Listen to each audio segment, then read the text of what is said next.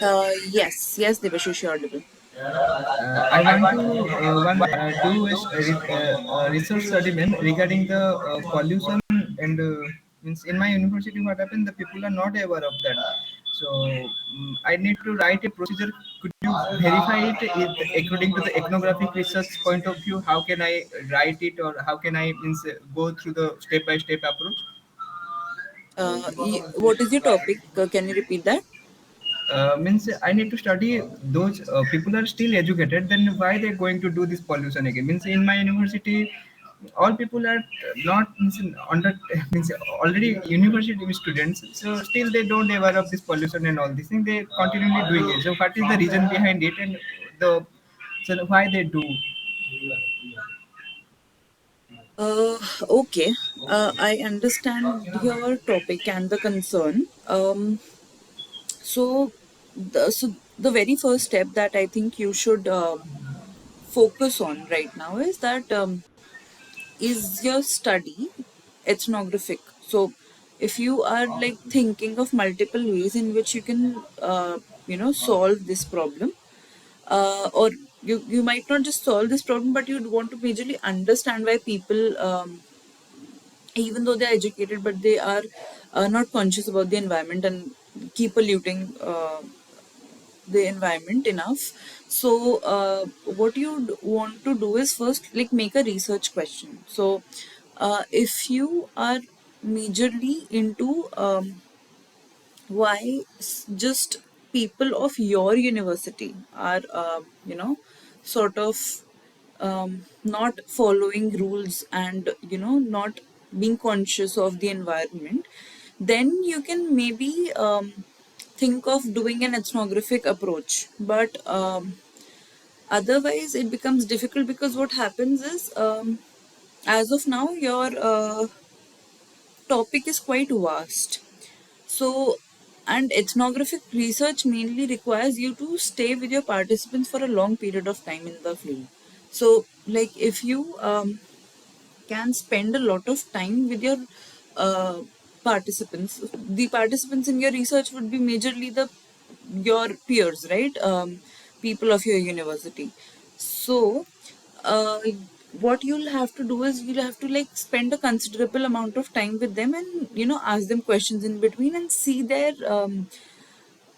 lifestyle. Basically, you have to like stay with them and see how they are, even though they are educated, how they are not like being conscious of the environment.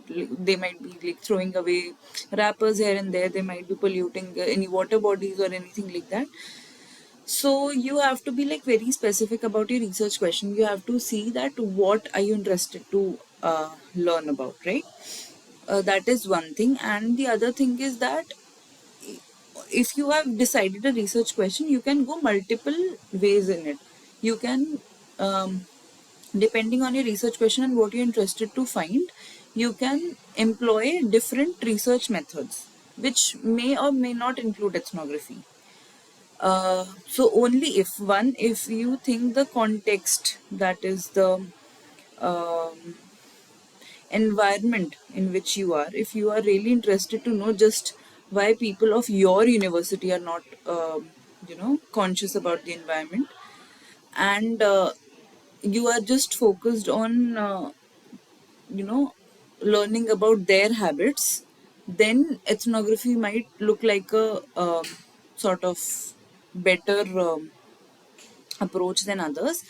Otherwise, if you want to like, for example, just create a survey and want to see how many people are actually into climate change and into concepts of environmental change and climate change and pollution, you can do those in quantitative ways as well. Otherwise, you can also take up, if you're just interested in overall generic perspective of why educated people in general, not just your university but other places as well, do not really care about the environment.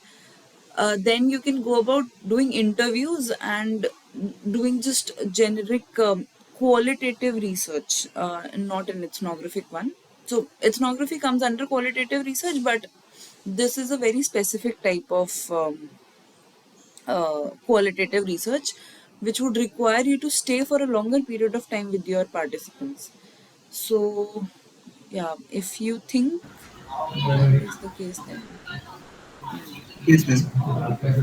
I so write all the procedure, ma'am, in between 2 to 3 week. Then I show you if it is anything improvement needed or anything I need to put inside my research. Otherwise, everything just you guide me, ma'am, little. yeah, so maybe we have just one more problem solving session left. Maybe you can approach me on LinkedIn if you want me to stay connected. That can be one way. Um, yeah, so I think the next problem solving session might happen on Thursday uh, with respect to this course. Otherwise, if you have any other queries, you can contact me on LinkedIn. Sure, ma'am. Your LinkedIn, what is your LinkedIn profile, ma'am? It's with the same name, Apeksha Gautam. You'll find me there. Sure, ma'am. Sure. Yeah. There is two major things we need to do, ma'am. One is the educational point of view, another is the this topic, because in education also we are facing little problem. Those teachers are nearly not uh, means what mean not age gap is not that much. They correlate very nicely with us, but when age factor is little more, then Hmm. on that time there's sir and student relation may little quite differ here Okay. Okay. regarding this. And so I write it all these things, and I can whatever is doubt thing is that I can ask you, man. Yeah, yeah, sure, sure, anytime. And maybe you can just read about other methods as well apart from ethnography, which can like help you to see that which method will best suit your research and your research questions. So you can read about others as well, right? Sure, man, sure. Okay. Um, yeah. So do you have like any other queries with respect to the course as of now? No, ma'am, regarding this, not now, but if any, already 2 to 3 weeks only I studied, ma'am. Then after I not studied, just I Okay. attend the classes. So, but Okay, no anyhow, the course worries. is nice. Anyhow, I agree to learn. I couldn't hear you. What you said at the end. And I think I told him the course is very nice. Is Hmm. not a problem. After my free time, I learn all these things, whatever is there or studied. Okay, In okay, between, my right, midterm exam is going on, so due to that, I'm not concentrate here. So many right, things. right. Okay, that's not a problem at all. So I am here to solve any problems in these problem solving sessions, and apart from these, if whenever you are actually completing your course, you can maybe just post your questions in the discussion forum, and you might just receive answers to them as well.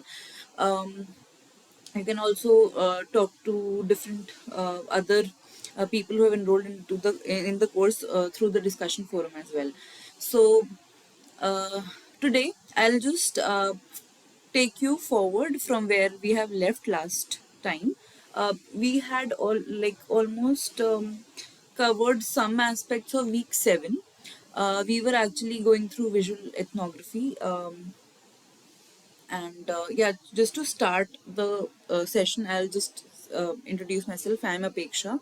I'm from IDC School of Design, IIT Bombay, and I'm the PMRF TA of this course, Understanding Ethnography, by Professor Neena Sabnani from IDC School of Design, IIT Bombay itself. And In the last 7 weeks, we have actually covered major aspects of ethnography, starting from the very first idea of what is ethnography, uh, what are the main features of ethnography, how we go about identifying if we should use ethnographic research method as a method in our research or not. And after that, we had tried building research questions. Then we had tried to understand what are the tools in an ethnographic research, which might include interviews and sort of the methods that we go through, and those methods include observations, interviews, and um, apart from that, we have very well in detail discussed about what is an observation, how do we do observation, what are the various types of observations, and then in the interviews as well, we have covered quite a lot in detail about what are interviews, what to keep in mind while interviewing, what are ethnographic interviews, how they are different from qualitative research interviews, etc. And then majorly, as we move to the week 7 of the course, and in the last problem solving session, we had tried to cover what is visual ethnography. Since the course is offered by the design school of the institute, we are majorly focusing also, and we are majorly discussing examples of ethnography with respect to design.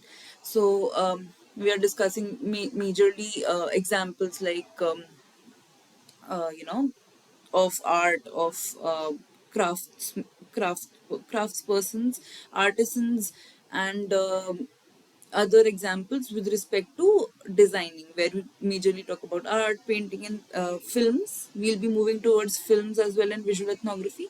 So all of these things are majorly some aspects where the designers generally employ ethnography, right? So in these areas,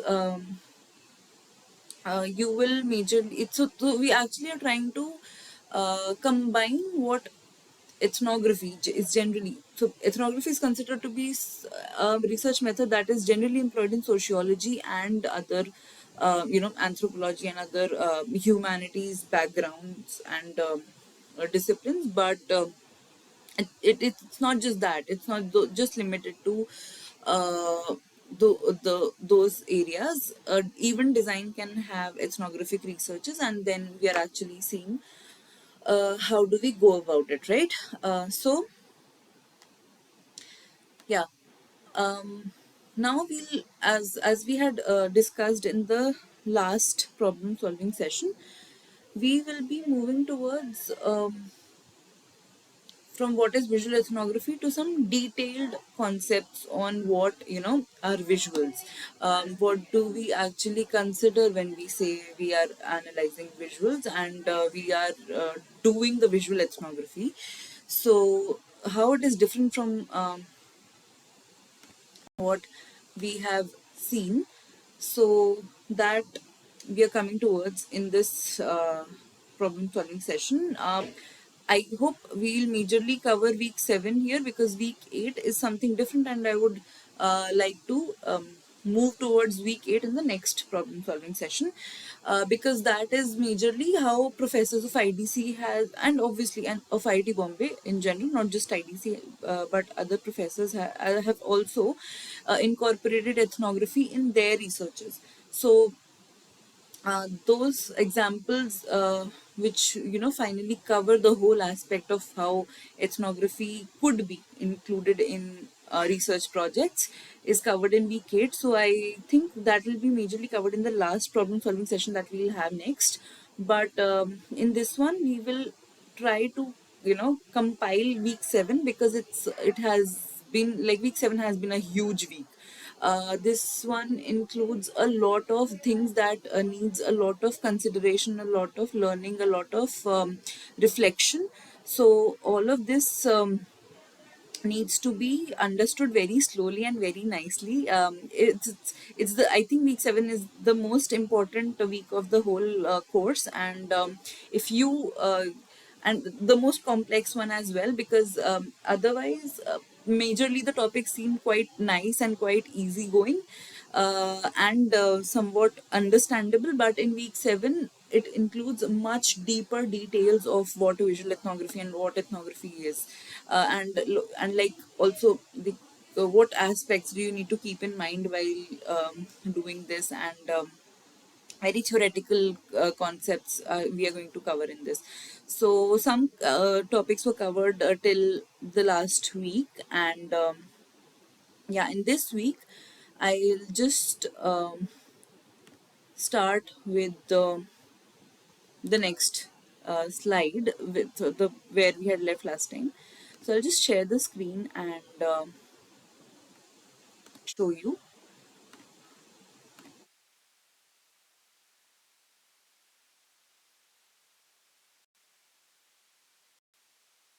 Yeah, Devashish, can you see the screen? Yes, ma'am. Okay. Okay, wherever you have any doubts, just let me know. I'll stop by and explain you wherever you feel like. Okay. Sure, Uh, ma'am. okay. Right. So, last time we had actually left to Christopher Penny. So we were talking that how he was, understanding and try to gauge chromolithographs basically. And what are chromolithographs? These are the paintings that were generally done on posters. So basically, these are posters. These could be printed as well, not just painted. So now these chromolithographs are posters which actually contained idols of basically pictures of gods, right? And basically related to Hinduism. So these things were actually considered as, symbols and signs of that independence, and basically they were considered as very auspicious, or what do you say, actually religious aspects were proliferated through these chromolithographs. And the main thing that actually intrigued Penny was that he found out that these posters were actually used for worshipping the actual deities. So he could not. This idea of worshipping gods through posters was very foreign to him, and then he, did a sort of ethnographic research to find out why. Visuals like the posters containing gods images were actually considered as gods themselves. So he found out quite a lot of association with respect to how theater is related to it, and how the concept of darshan was in invoked through these posters. Now we'll just move from Penny, some of the aspects that he had pointed out, to what are visuals and how do they convey meaning.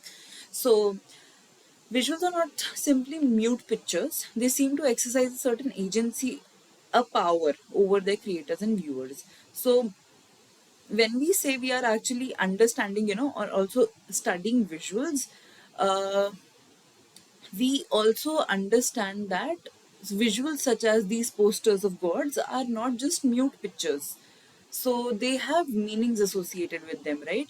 Because people were actually considering these posters as gods themselves, like the images of gods themselves, and they were, just worshipping them as they would worship any idols. So these meanings are actually created by the viewers of the posters. And also, the creators of these posters made sure that these posters reflected the actual deity themselves. So they would actually make the deity so resembling to to the idols of these deities in the temples, so that the idea of the darshan could be invoked through these posters. So this sort of, for example, this visual and visuals like these, all the visuals in general, Christopher Penny believes that they exert a certain agency and power over the viewers and the creators themselves. So it's not that the creator is actually trying to put certain power or agency over the viewers. It's not at all that way, but the visual as a whole, even the creator who is creating the visual is sort of undergoing a sense of being manipulated and being pressured, powered by the visuals they are creating. So this is something very strange that you would not expect, but this happens.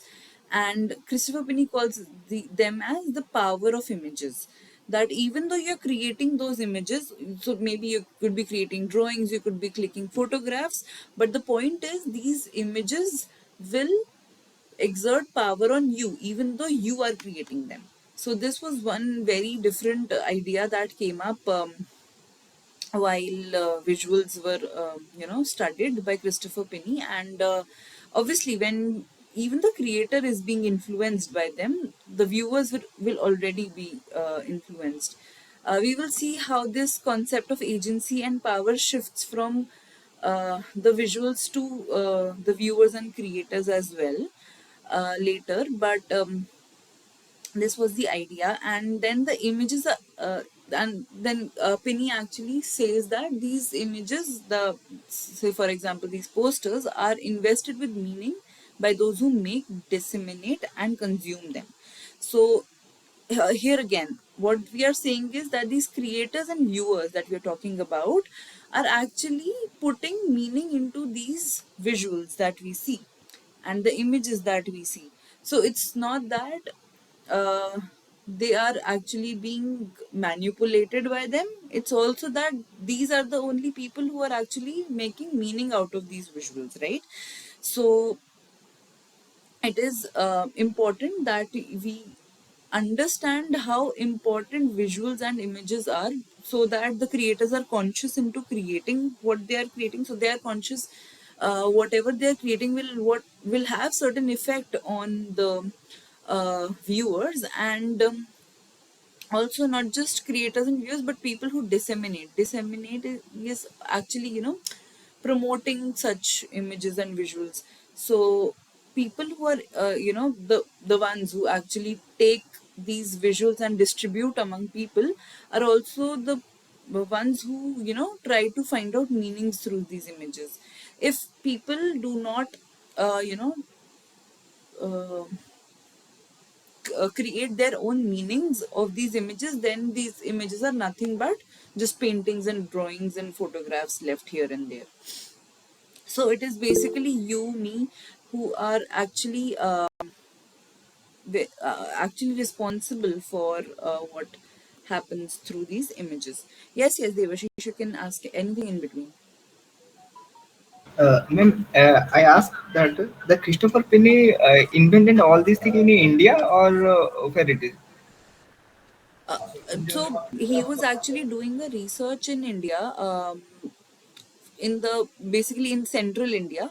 So he was interested in how various painters and also these um, printing agencies post who make these posters of the gods are actually associating the concept of worshipping into posters.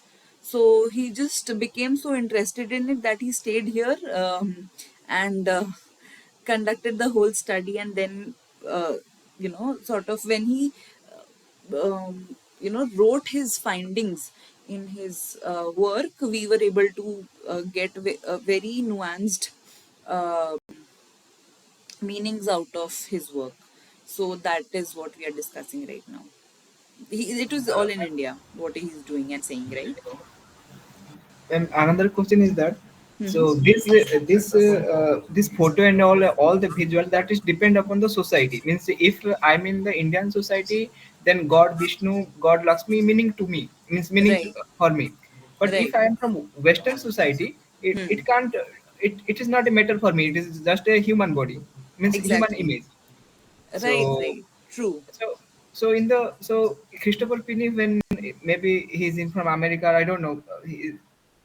Wherever. Yes, yes. So they're also visual also very famously used now. So why not they not in Western society they don't see all these things, and in India why what is the means what is the clicking point for Christopher Penny in India that he is so fascinated here? Same thing it is depend upon society, ma'am. So either in the Western, either in Eastern, it's not a matter. The visual it is depend upon the society how they worship the god and all these things. Mm-hmm. So basically, you have the answer in the question itself. So when you say that it is the people who actually make, who actually uh, are responsible for making meaning out of these posters. So we individuals from India will be very, interested and will be very um, attached to these posters of gods because we belong to India and basically Hindus. So all of us will, have very special connection with these posters while um, they are made. But people from Western countries would not understand this because they might not be Hindus first, and then I don't know if they would have any sort of posters or productions or paintings in their um, countries where they would associate their gods or their belief systems with art. So this aspect of just associating that time, so basically it is, this story is basically around the time of independence in India, right? So what happened is these paintings and posters of gods were actually used as mediums to uh, you know awaken the people of India that they should revolt against the British.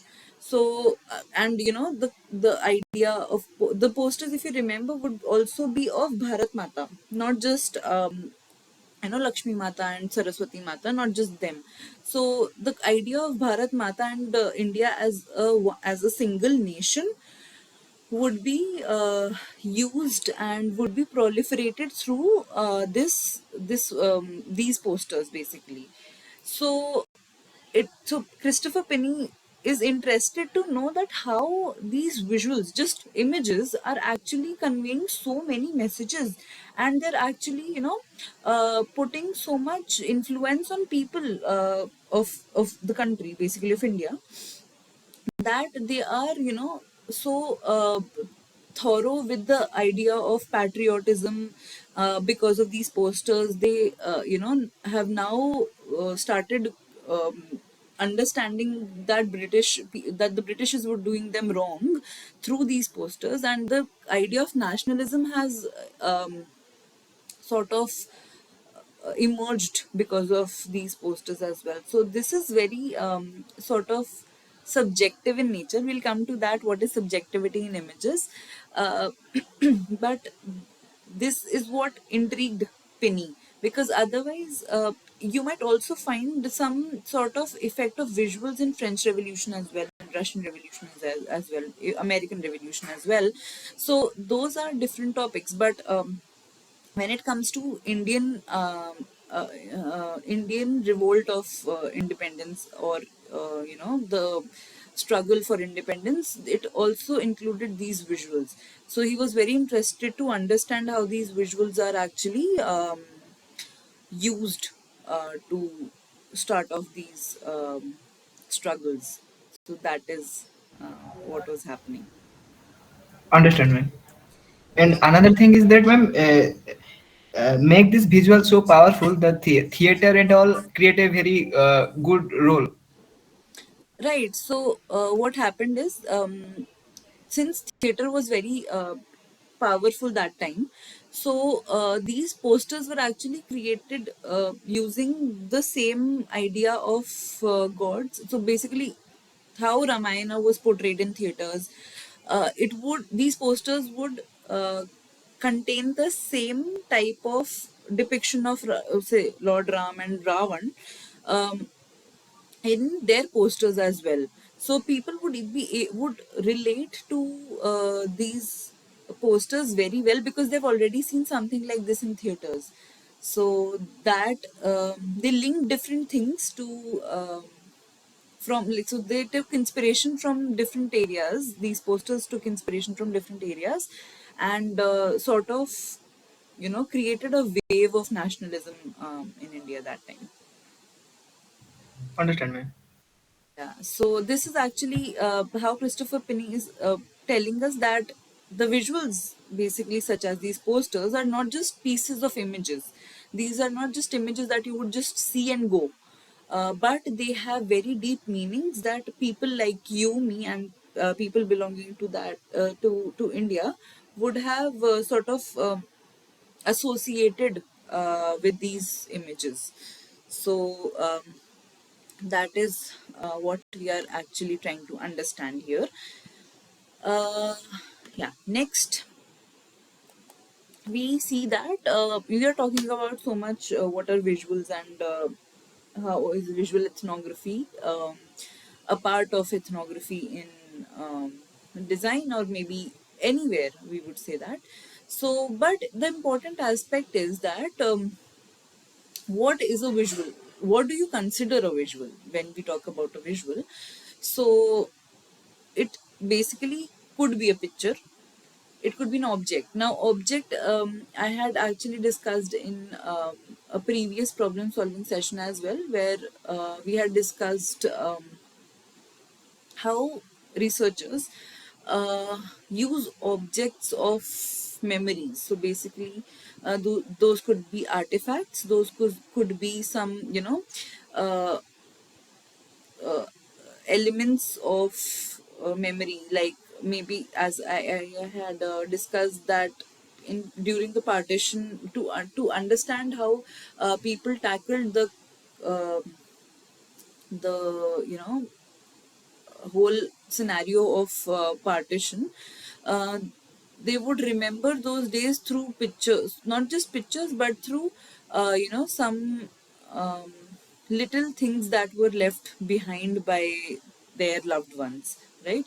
So these objects basically, this was actually discussed through oral history. So oral history is something that researchers would try to learn from the participants when they are actually conversing with them, and making them um, sort of recollect their memories from a certain point in history, like for example the partition.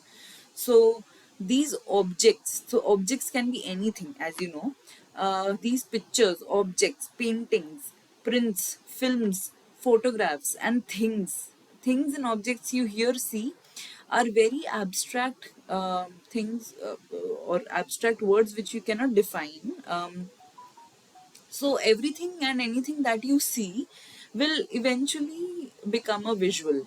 Here, the word things I have quoted is because uh, anything that you see would become a visual, and you can actually focus your whole research on these things. So these can be also digital as well. It's not just that these will be tangible things that you can touch, but also uh, sort of visuals that you can see through your eyes but cannot touch. So the everything that you can consider to see in your in the research when you are in the field, and your part and with your participants, so everything and anything can be considered as a visual. But let's just come to again what the power and agency we were talking about in the Christopher Penny case. We had seen actually that Christopher Penny was interested in what these visuals were. Basically, these visuals were the posters of gods and goddesses, and he was actually, researching the visual. He was very interested into looking at those images, finding out the nuances of those images. So he would see that how the goddess and the deity would be portrayed. So like for example, if the poster is of Kali Mata, how is she portrayed? So he would find out that she looks exactly like what she would look into in a Kali Mata mandir. So that is like in a aggressive form, with black skin and things like that. So he would basically look into what the visual is. He would basically focus and he would research what is there in the poster, right? But Kajri Jain is another anthropologist and an art enthusiast. So she has a different way of looking at the visual. She would not focus on what is the visual. That is, she would, she also, researched on chromolithographs, similarly as Christopher Penny, but she focused on the process in which these posters and chromolithographs were generated, and they were circulated in the market or the bazaar, we would call in India. So she was not interested to understand how these, so basically she was not interested to understand what these images were, but she was interested to understand how these images were produced, right? So she wouldn't focus on how the DT looks like in the picture, but she would uh, try and understand that what is the process through which these posters were generated, so and produced. So she would sort of examine and observe the production process. So, how is the paper being uh, produced, then how they are painting it through all of this, or they are printing it, and things like that, and how is the buying and selling of these images happening. So, she wouldn't. Majorly focus on what these images are, but how these images are being circulated. So it's said that she interviewed artists, printers, publishers, sellers, and buyers. So all of these people, all of these stakeholders that we are talking about, of with respect to chromolithographs, will have their own ways of looking at that image, right? So she would grasp that idea of what these chromolithographs are with respect to what artists think about it. So the how they are painting it. She would focus on that. For printers, how they are actually, what type of paper they are using, why they are using such type of paper, what is the whole process of printing such chromolithographs, how publishers are putting them into books. If if you would see these images in the Gita press, basically, if you just, I'm giving an example. So publishers like the Gita press, how do they portray it? What is the meaning of these images to those publishers, and then how the sellers are actually selling them. So sellers would actually say that, take these chromolithographs to your home, and make your home pious. The god and goddesses will actually bless you with all the prosperity, happiness, and things like that. And then the buyers, how they are actually looking at it, why are they buying so many posters and sort of these images that have the gods and goddesses imbibed on them. So she would not look at what is the image, but how this image is produced, and through that she also tries to understand the power and agency of these images. So she would suggest that these images could be interpreted in multiple ways, because see, there are very different people. Artists will have a very different view of these images, printers will have a very different view, publishers will have a very different view, sellers and buyers will obviously have like north and south ideas about these images. So it depends, who are your um, sort of participants, and also what are you interested to know. So this type of multiple interpretations will generate different type of different kinds of knowledge about a certain visual, right? So this is what is the difference between Christopher Penny and Kajri Jain.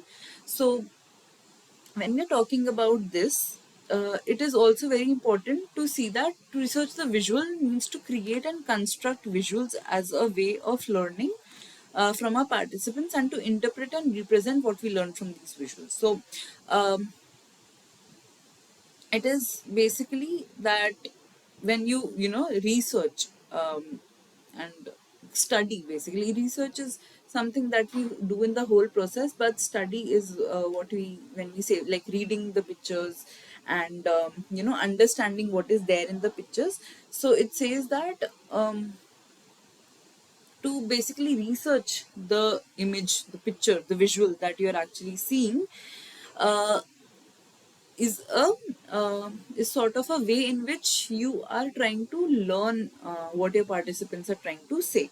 So not just observations and interviews, but researching through the visual will actually help you understand what your participants are trying to give you knowledge about, right? And one thing is to interpret.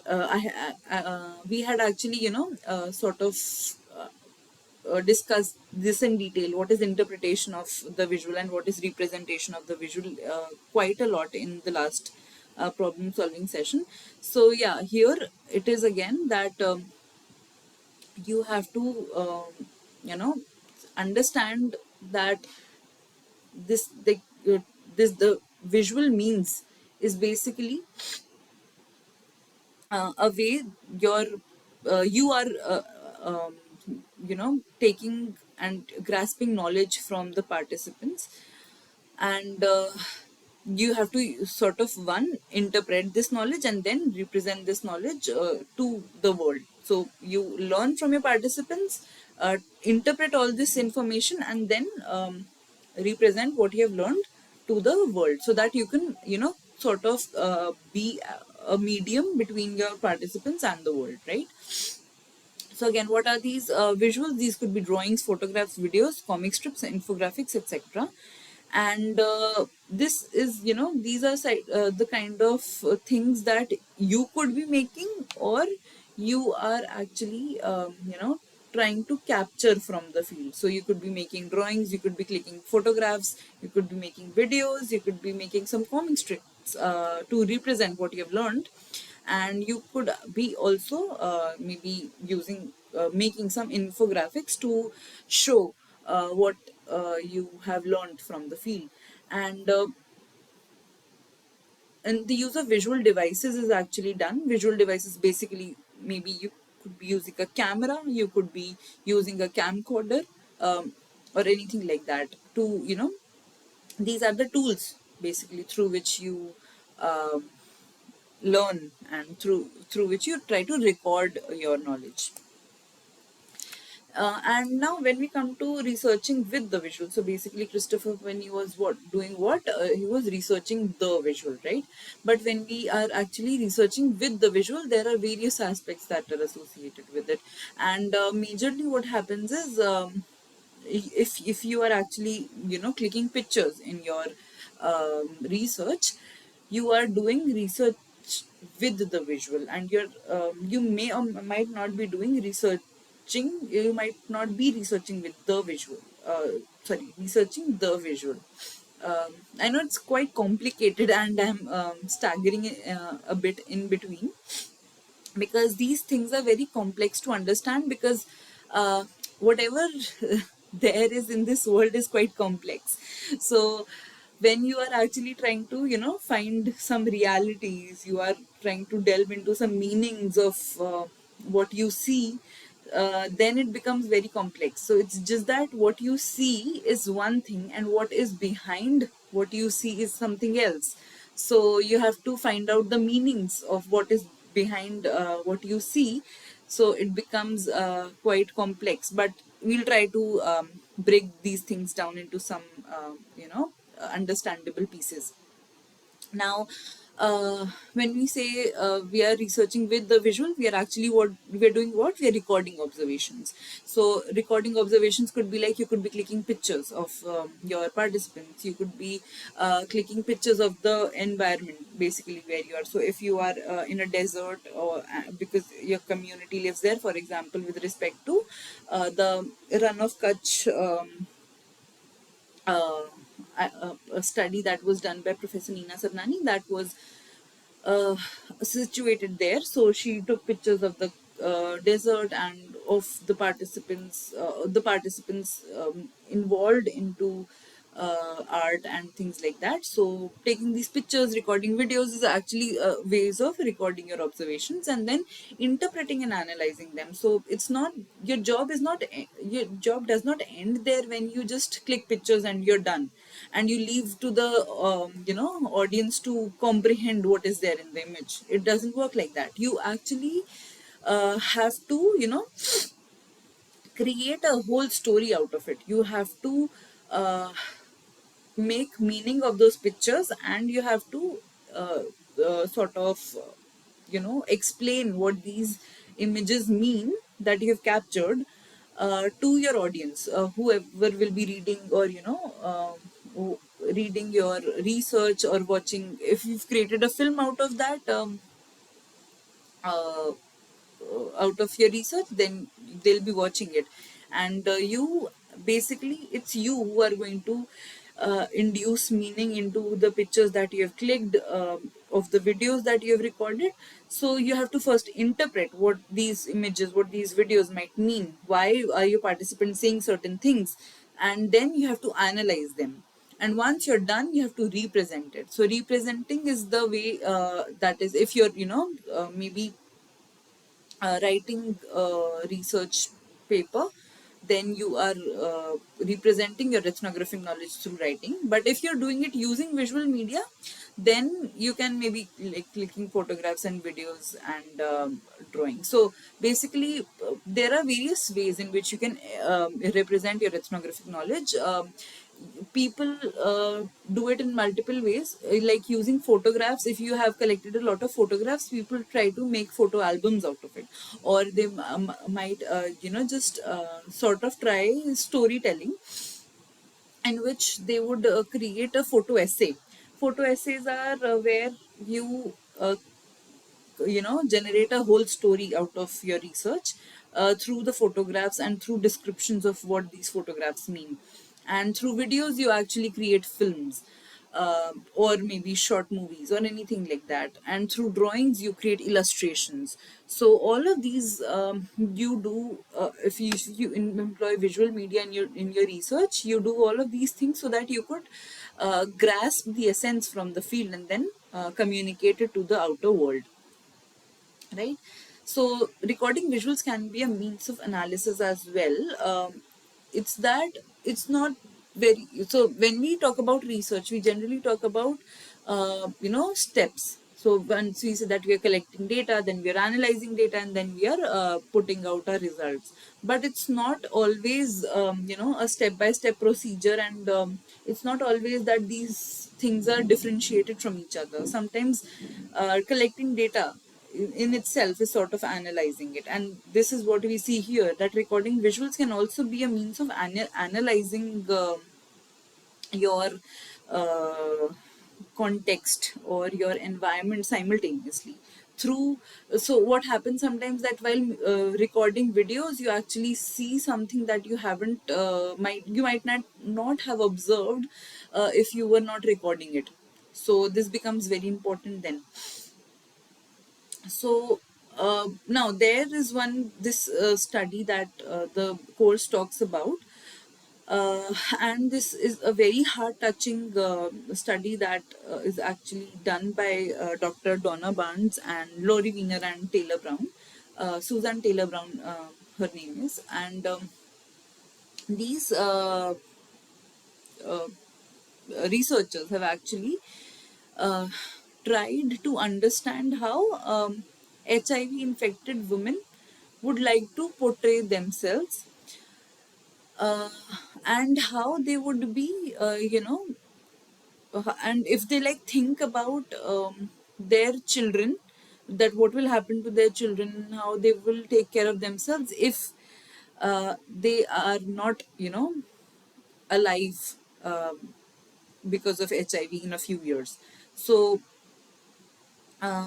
basically, Donna Barnes actually tries to associate how HIV infected women would, try to put visual uh, media into use, and how they would try to, ensure that their children lead better lives and considerably nice lives, even after they are gone, right? So they talk about how uh, when they are, sort of communicating with HIV infected women, they find out that all these women wanted to sort of create video messages for their children, so that even if they're gone, their children could watch them again and again and feel that their mothers are still with them, right? So also they found out that it was not the researcher who had actually suggested what ways they would want to create that visual, and in which way they would uh, want to conduct the study, like through videos. But it was the women who had actually found out that how they would want to portray themselves, or how they would want to represent themselves in the study. So they insisted that they would want to create videos of themselves for their children, and the researcher had no say here. And they actually tried to understand that why these women chose video messages and not any other ways of communicating to their children, because they could have like done it through pictures, they could have done it through writings, through letters and things like that, but they chose videos. We will see how all of this unfolds later as well. But from the study, it came out that the medium we choose for a research should be relevant to it. So basically, when the people like Donna Barnes actually chose videos, so it was because it was relevant to their research, because the participants, wanted to make videos of themselves. So, but for this, they must be familiar with the characteristics of that medium. So, if you are actually, clicking pictures of your research study, and of your participants, and of the environment where you are, of the context, then you have to be sure that clicking pictures is a relevant way of communicating what you want to communicate. So sometimes, like, what happens is, in an example, so like of in an example of Beals making their paintings, do you think that pictures would have done justice to it? Because when you are actually trying to understand the whole procedure in which Beal paintings are made through dots, then you might not be just able to communicate everything through pictures. You'll have to make videos of it. So you have to record how the dots are being put in specific places, why certain colors are used over others. uh, so all of these things would be only be understandable by your audience only when you are making videos of it and you show the whole process. Pictures would not do justice here again, and you know drawings would not do justice here, because you could not be making drawings of a painting again. So that would be very you know undesired way of doing things. But so the idea is that you should be quite sure that the way that the medium you're choosing of recording your study has to be, one, relevant, and second, it should be efficient enough that it could transfer your message to the to the world that you want to convey. Now we are focusing on one aspect here, video as a medium, because we were taking that example of Donna Barnes of studying the HIV infected women. So we are Ma'am, considering, yeah, yeah. ma'am, actually, another question is there. Hmm. So, suppose you are a researcher, so you are going to research something. So, as per your research, I am a tool. Otherwise, other I am a your research part of. So, when you video or if you going for videography, Hmm. so I'm not doing my in my natural habit. So I'm Right, little unusual. right. So on that context, so you're not getting how this every individual are means thinking or they are performing well. So in this case, my research will lost, na ma'am. Yeah, so exactly, this is what you have to see. First is that if you are like, for example, let's take another example here and see how it goes. So like, yeah, if you have seen that covered storytellers context in the videos, right? So Professor Nina is actually conversing and and trying to study the ways in which the covered storytellers work, right? So covered is a box, is a type of a box in which covered paintings are done, and through those paintings these storytellers try to convey some story to the general public, right? They sing these stories to the general public, and then they show these paintings, which might contain the events of these stories, right? So while you are uh, researching about covered storytellers, you cannot sort of make pictures. You cannot record your observations through drawings, because you're actually it will be very difficult, basically, because you are researching about paintings, and how could you like draw these paintings through your hand, right? That is not feasible. Again, you could be taking photographs of these. That is again a nice way to record your observations. You could just click those pictures of the cowards and say that these are the cowards, see the intricacies in which they paint, and how do they use these story boxes to sing stories to other people, right? But I think here the best part, the best way in which you could record your observations, and in which you could express this knowledge of yours to the outer world, would be to make videos of the covered years, using these covered story boxes. So this will actually show the people how they are, how delicate the painting is, how much hard work they have to put in while they're painting, and then how they just go around telling these stories, and how innovative that is.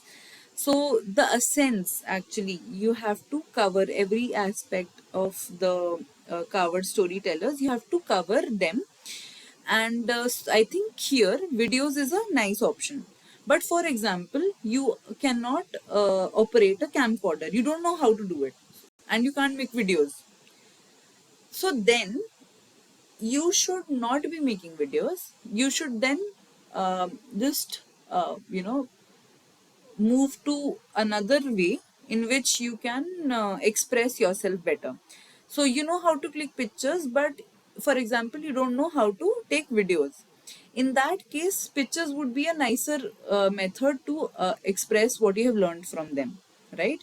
Because one thing is that you should be comfortable with the medium that you're using. So if you do not know how to use videos or how to make videos, then it is a very wrong practice, or I would say wrong, but it is very it would be a very unjustified practice for you to actually use a video, because then you would not be able to communicate through a video very well, right?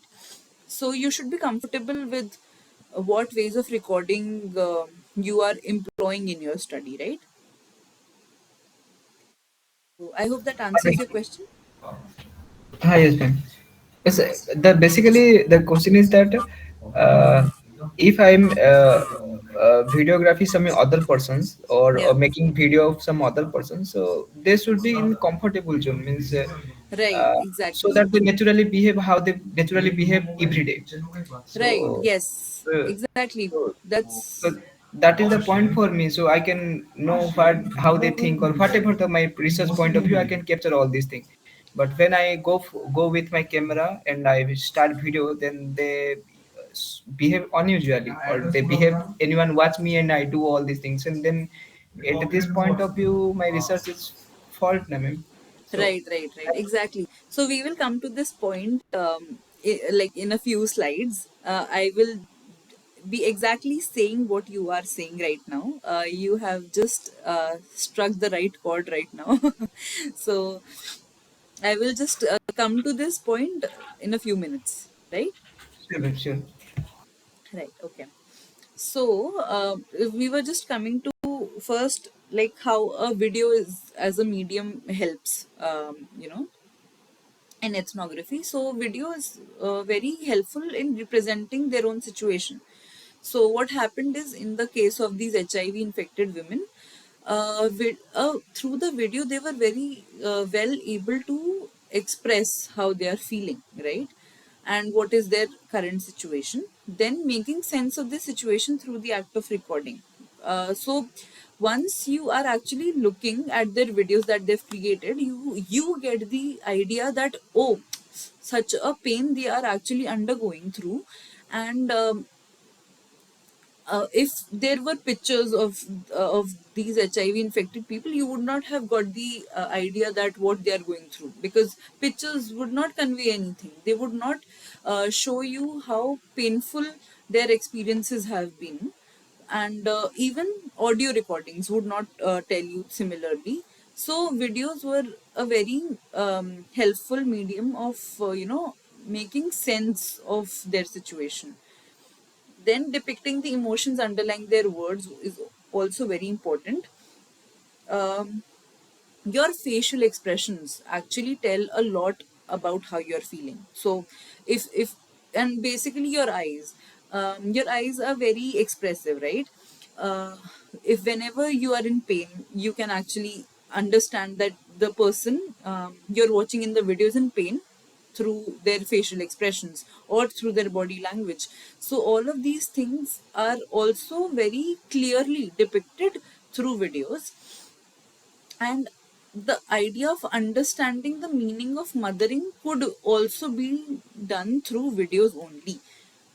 Considering the fact that these HIV infected women wanted to make videos of themselves so that they could, you know, uh, convey to their children that they are always there for them, is one way of mothering.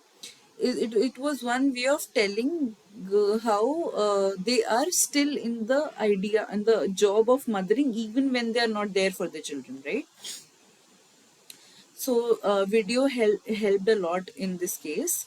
It was an integral and essential part of the process because it helped record the tone and sound of the voice. So as these women talked, they had that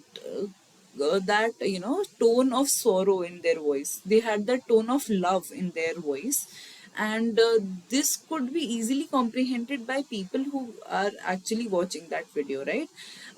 This could not have been recorded if it was just photos, because there is no voice there, right? Or even through drawings, it could not be recorded properly. And finally, like, facial and bodily expressions could only be seen in videos. If this was an audio recorded message, then the children would not have been able to see how painful the experiences to their mothers, how they are, sad when they are away from their children. So these facial and bodily expressions are also recorded in videos. Composition of frame and of appearance. So these are basically technical aspects. The composition of frame is very important when you are actually making a video, and of how you appear on as a whole entity on the screen is one thing. So these things helped the HIV infected women to put their hearts out, their messages, to put these messages for their children in a clear and cohesive manner, so that they could be understood very well and very easily. uh, Again, what happens with the, like, why did they choose video as a medium, is also with respect to these points, that videos are only helpful when, as you said, that the people who are being recorded are comfortable, right? If they do not feel like they want to be recorded, or if I say that I don't want you to record me because I don't feel comfortable if some stranger records my videos, right? So then that the idea, that is exactly what you said. The whole idea of your research goes wrong then. Uh, the your participants would not be able to sort of communicate openly with you. They would not. They would be trying to. They would be trying to hide something in front of the camera, which you do not want, because ethnography is basically about finding the underlying meanings of what a person says, of what they express. So basically, since these women were comfortable with recording themselves, therefore they chose video as a medium. Then recording of spoken and unspoken expressions is there. As I said, not everything can be expressed in words. There are various ways in which you can express your emotions. These expressions, the facial expressions, the body language that you show, all of these have a very profound effect on how your participants' messages are conveyed. Then creating something of value for intended users was there, because as I said, these women wanted that the children do not feel that their mothers are away from them. Therefore they created videos of themselves. Otherwise, the sense of being there for your child would not have been felt that properly through other ways, like drawings or audio recorded messages, or through even photos. Because in a video you can actually talk, right? So in that ways, they would be connected much closer to their children through videos. Then capturing the current appearance of the past participant for posterity, because HIV patients, or maybe any patient in general, would look a very different way than they usually do. If you're sick, you do not look as fresh as and energetic as you would usually do, and therefore the child could actually see that how painful the process of undergoing this infection is for their mothers. And this all of this, details of the face, of the body, of how tired they look, how um, sort of um, how it has affected the well-being of their mothers, could be only seen through videos, right? And spontaneity and staging, basically, this the spontaneity and staging is an idea of photography and videography, uh, which actually says that there's a spontaneous activity that you have to capture in videos and photos. Spontaneous activities means something that is not really planned, right? So something that is not staged, if I can say. So this idea of one, putting your true selves in front of the camera and hiding something, is sort of called as spontaneity and staging. So staging is that you are prepared for what you have to say on camera. That is staging. So both of these aspects, these are sort of uh, antonyms, if we say spontaneity and staging here. So these both of these aspects are there in a video. You show what you want to show, and you don't reveal something that you do not want to through videos. So this happens in both pictures and videos. But the idea is that the value of visual media in co-constructing ethnographic records was the main idea, because again we'll come to what co-constructing is. It is believed that if you are the researcher, you are not the only one who is actually constructing the visual media, right? If you're taking videos of your participants, you are not the only one who is responsible for creating this ethnographic record. It's your participant also who has an equal share in what the ethnographic records would actually say at the end. because it always depends on your participants. If your participants want to share something or not, it totally depends on them. If they want to show something or not, it totally depends on them.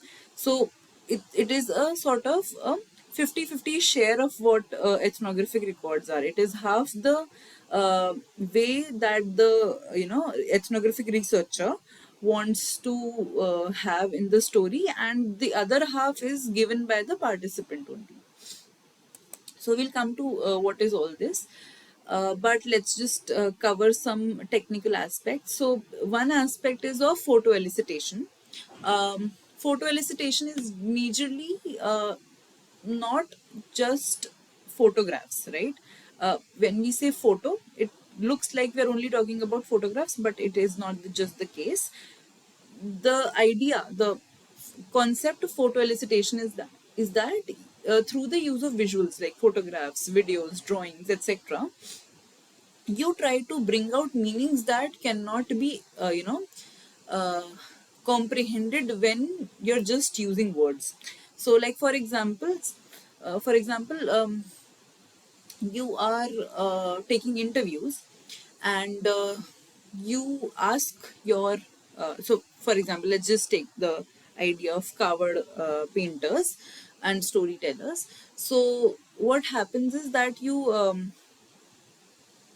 ask the storytellers about something that they have painted. So you start talking about why have you painted this in this way and things like that. uh, then what happens is sometimes they won't be able to tell you exactly why did they drew something in a certain way, right? So like for example, if they had painted trees over their cupboard, they might not be able to tell you why did they paint trees, right? Because sometimes things just happen like that. So photo elicitation will help you to explain and bring out meaning from the images, because you could not get those answer from the participant themselves. So while you were talking and you were exchanging words, you could not explain some knowledge, and this is called illicit knowledge. Illicit knowledge is something which cannot be explained in words, right? So like for example, there was this example which I always tell about illicit knowledge, is that if for example somebody asks you that how do you tie your shoelaces, so how will you tell that? How will you explain the whole process of tying a shoelace? You won't be able to. You can show people how to tie a shoelace, but you won't be able to tell the process in like bullet points, that first take the two ends of the shoelaces, then put them in a cross, and then do something which we cannot explain, right? We can just show people that how do we tie shoelaces. So similarly, photo elicitation is the process through which we use visuals to explain the knowledge which we cannot explain in words, right? And researchers use illustrations, drawings, and even films to convey this knowledge, elicit knowledge, to the audience, right? Photo elicitation also acts as icebreakers between researchers and participants, because what happens is initially the participants are not very open to the researcher. You would not tell everything about yourself to somebody who you don't know, right?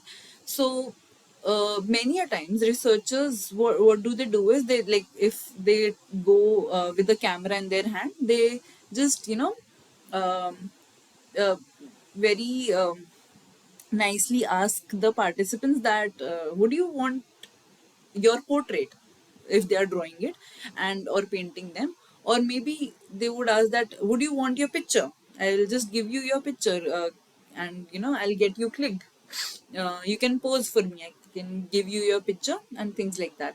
So that helps to create a sort of relationship between the researcher and the participant.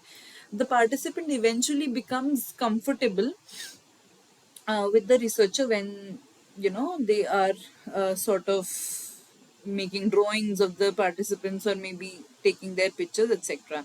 So there's this one example of Sarah Pink, who you know built a relationship with her participants only through taking their pictures.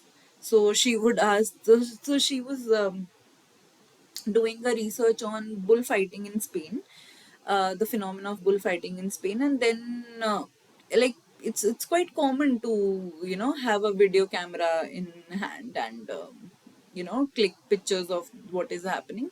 So what she would do, she would click pictures of the participants whom she wanted to talk to, and give it to them, and that as a sweet gesture would make the participants open to her. So these things are sometimes very useful.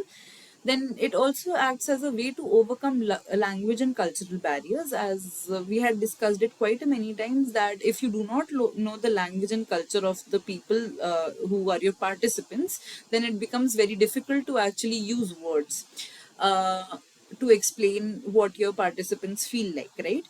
And in that sense, you have to choose something which is common to both of you. And what you do then is you start talking about something that is kept around you.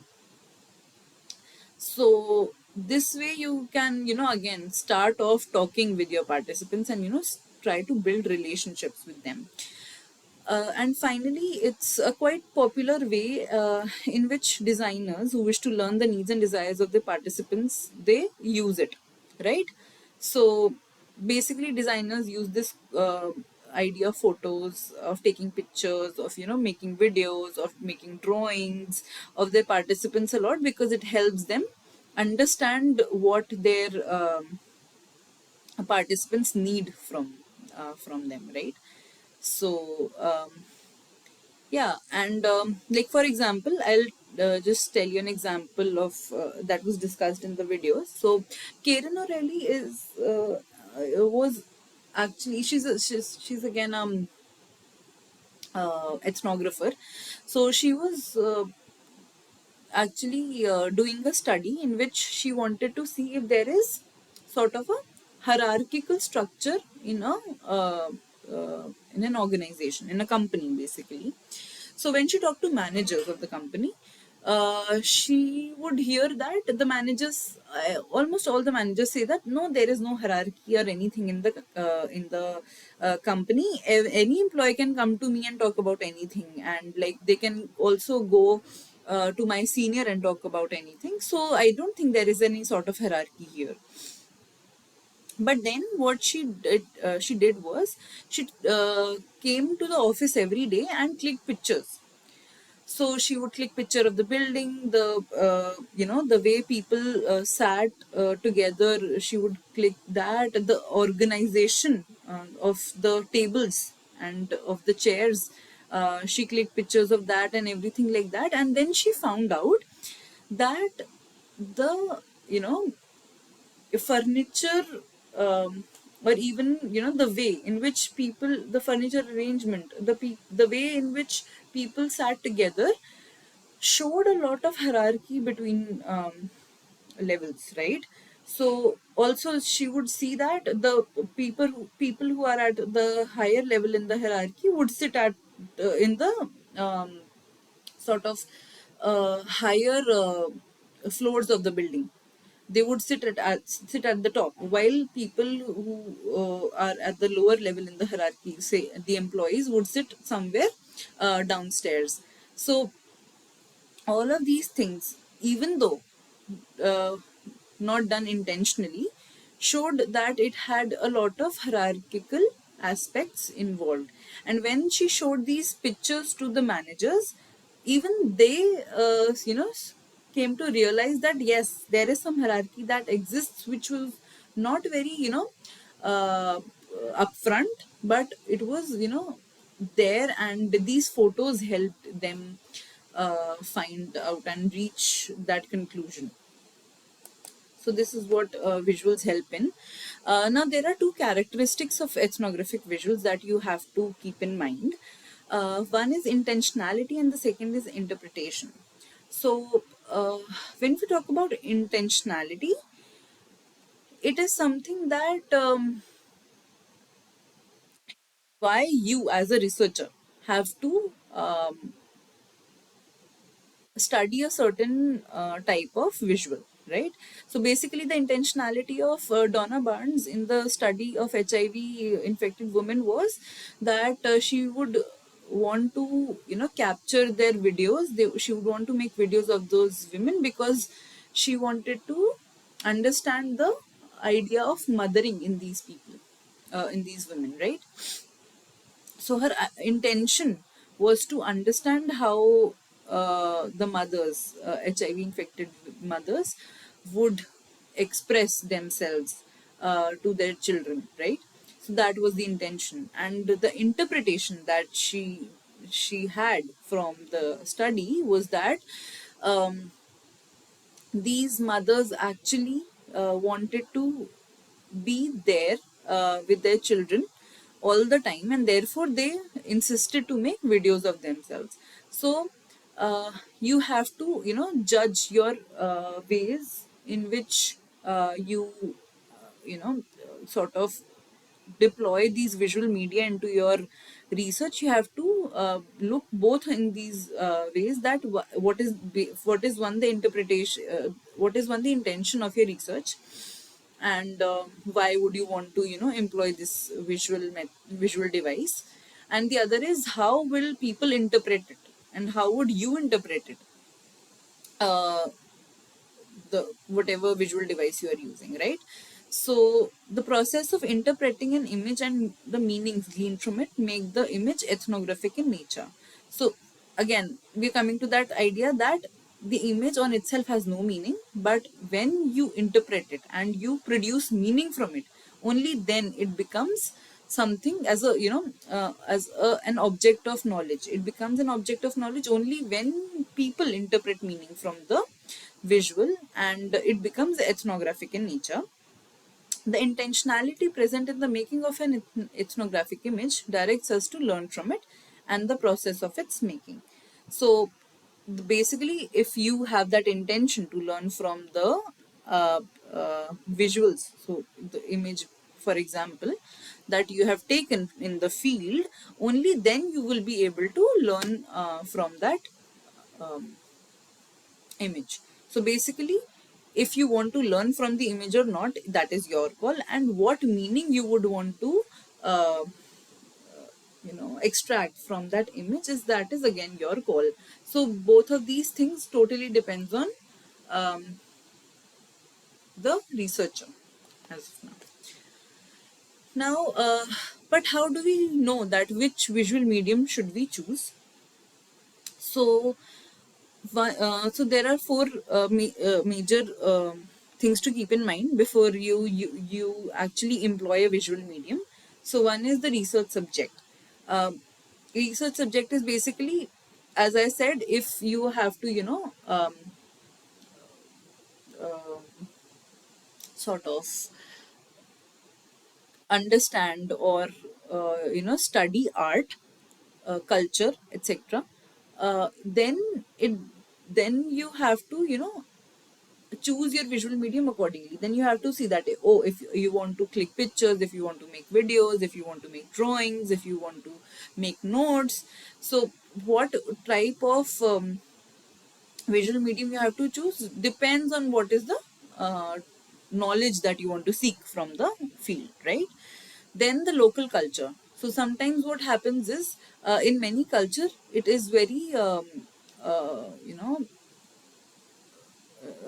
prohibited. It is sort of prohibited to record something. So sometimes people would not generally allow you to take their pictures, or make videos of something that is totally indigenous to their culture. So sometimes in religious practices, people would not generally appreciate that you click pictures there or make videos. So these things also depend on how the culture of your participants allows them to use any visual medium. So if they would not be very open to sort of, videos or pictures, then you have to choose another medium, right? And participants comfort, this is again the point that you said, that if your participants are not comfortable in getting recorded, then you should not record them. If they do not want you to click their pictures, then you shouldn't click their pictures. If they do not want you to record their videos, you should not record their videos.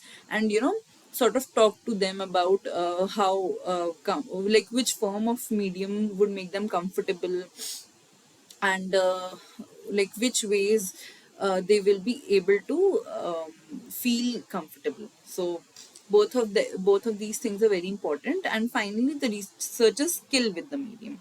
So as I said, if you are not thorough with the process of collecting data through a video, so like for example, you don't know how to use a camcorder and you don't know how to make a video, then you cannot use a camcorder in the field, you cannot make videos in the field then. So that is, again, that also depends on the skill of the researcher. Like for example, I am from IDC, and but I really don't know how to draw the people from my study nicely. I am very bad at drawing. So in that sense, I would not be using drawing as a medium to express my learning from the field, right? I would be clicking pictures, I would be making videos, I would be taking notes, but I would not be drawing, because my drawing will make no sense. It will not at all reflect what I have seen in the field, right? So, like for example, if I try to make a sketch of my participant, it would look horrible because I don't know how to draw.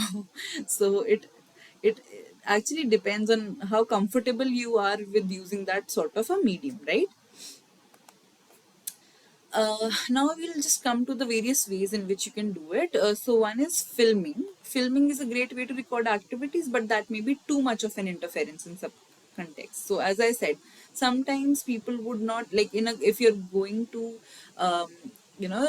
study about a particular community, they might not be very comfortable with you making their videos, because sometimes what happens is, like if you are recording the whole process of making something, right? And that is a very protected form of talent, or form of art, then they would not allow you to you know make the whole video of the whole process, because they would want to keep it secret to themselves, so that not everybody learns it and just um, kick them out of their living.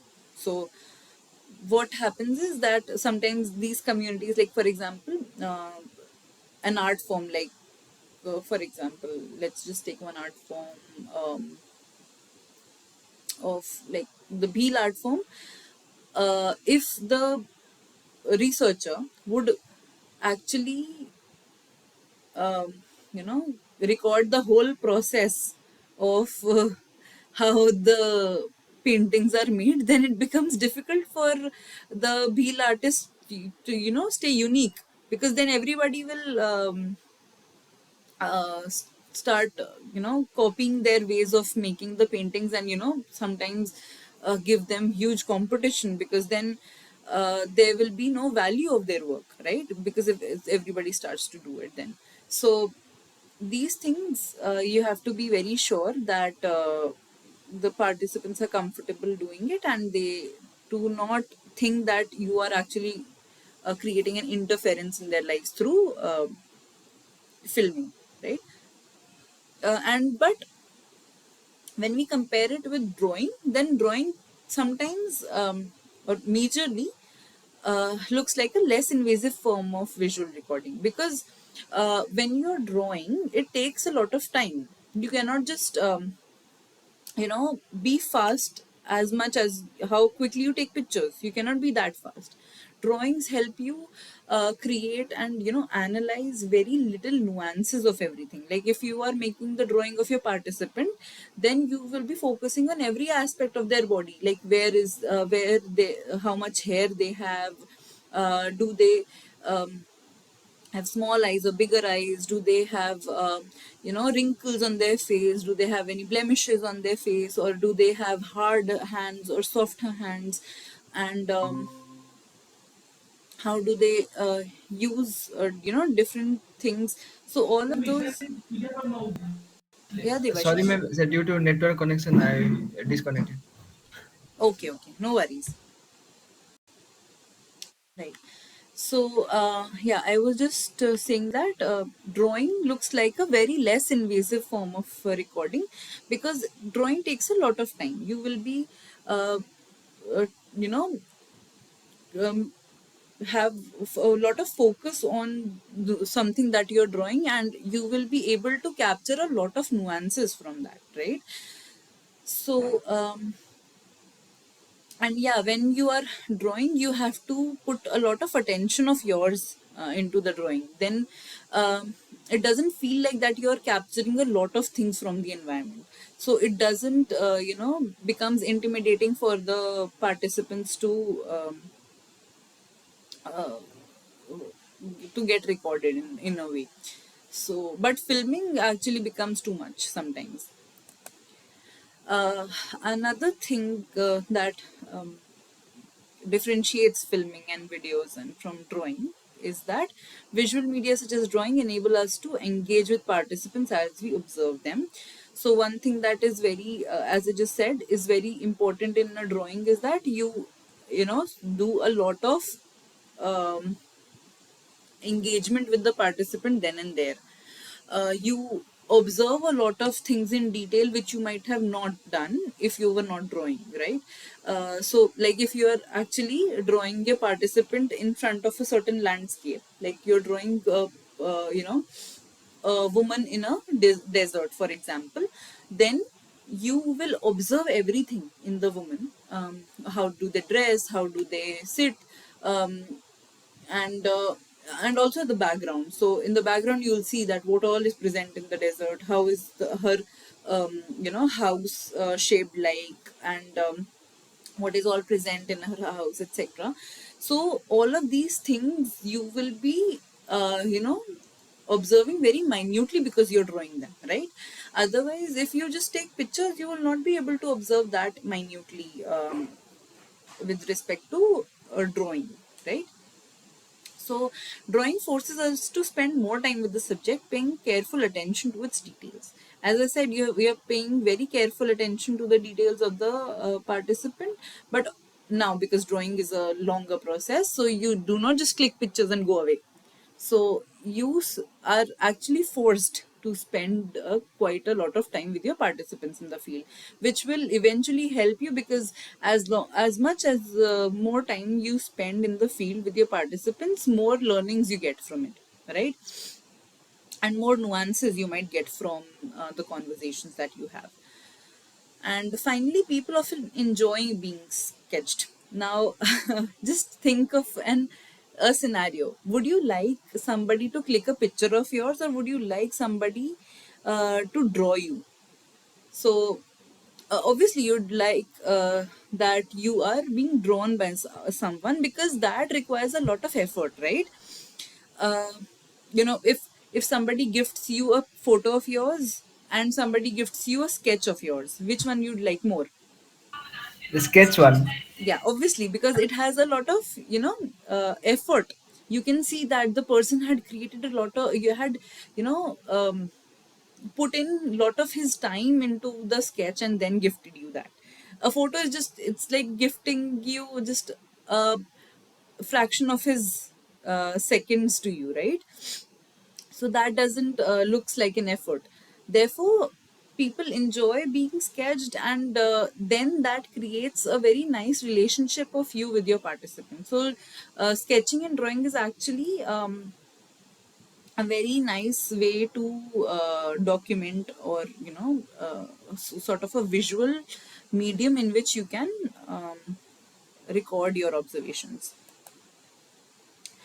But Ma'am, previously you tell that it due to painting it take a lot of time. So my yeah. research in the time duration I can't do it.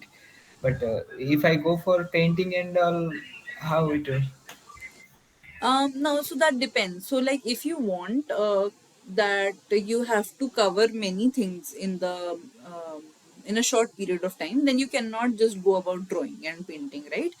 But if you but generally in an ethnography, what happens is, um, you have to spend a lot of time with your participants.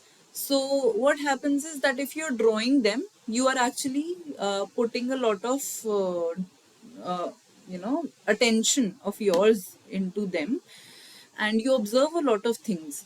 And while like you have to spend a lot of time with your participants, sometimes what happens is you're out of conversations and you don't know what to say now. Then drawing and paintings, sort of help you in that way, that and they allow you to do something, and spend, give you that sort of bahana in which you can spend more time with your participants, right? So that depends on your need, basically. Understand, ma'am. Yeah. Now, as mediums of interaction, as you were talking about how the visual mediums we should choose, like if we should choose a drawing, or we should choose photographs, we should choose videos like filming, etc. So, it says that discussing visual artifacts such as photographs of the participants can help us learn about their perceptions. Now, here again, we are actually using the visual mediums like photographs, videos, drawings, etc., as a way to interact with the participants. So, in the oral history context, as I was telling, that since the researcher was trying to understand how partition had an impact on people, there she went to houses of many people who were not displaced during the partition, and then they would show her pictures of photographs, basically of those times, and through those photographs, she was able to connect with or engage with the participants very well. She could sort of ask them more questions. She could understand their pain more through the photographs, and that these mediums, visual mediums, also sometimes help you with the interaction with your participants. So, and another thing is that how someone wants to be photographed can tell us something about how they want to be seen or what they value. So, the example of Sarah Ping that I was giving you in the context of bullfighting. So there is a lot of meaning in which a person wants to be seen, right? So the way you pose for pictures tells a lot about you, because this is the way you want yourself to be seen by others, right? So if I am doing ethnographic research and you are my participant, I would be able to learn a lot about you through the way you pose for pictures, or through the way you want to be seen, right? You will pose for pictures in a way that you would want the world to see you, right? So this is actually a way in which the ethnographers, the researchers, get to know about the personality, about the wants, about the all in all way that individual is about the participant. So that becomes very important. Uh, Now, the way in which you use the visual media, such as drawings, photographs, videos, it tells a lot about the identity of the researcher as well, not just the participant. So the tools, methods, and devices that we use often come to be associated with us and define how our participants see us. Now, for example, let's just understand this. So, if you are there in the field and you are like talking to your participants, you are having a very nice conversation, and suddenly you just start clicking pictures of them, then you might be, making them uncomfortable with that.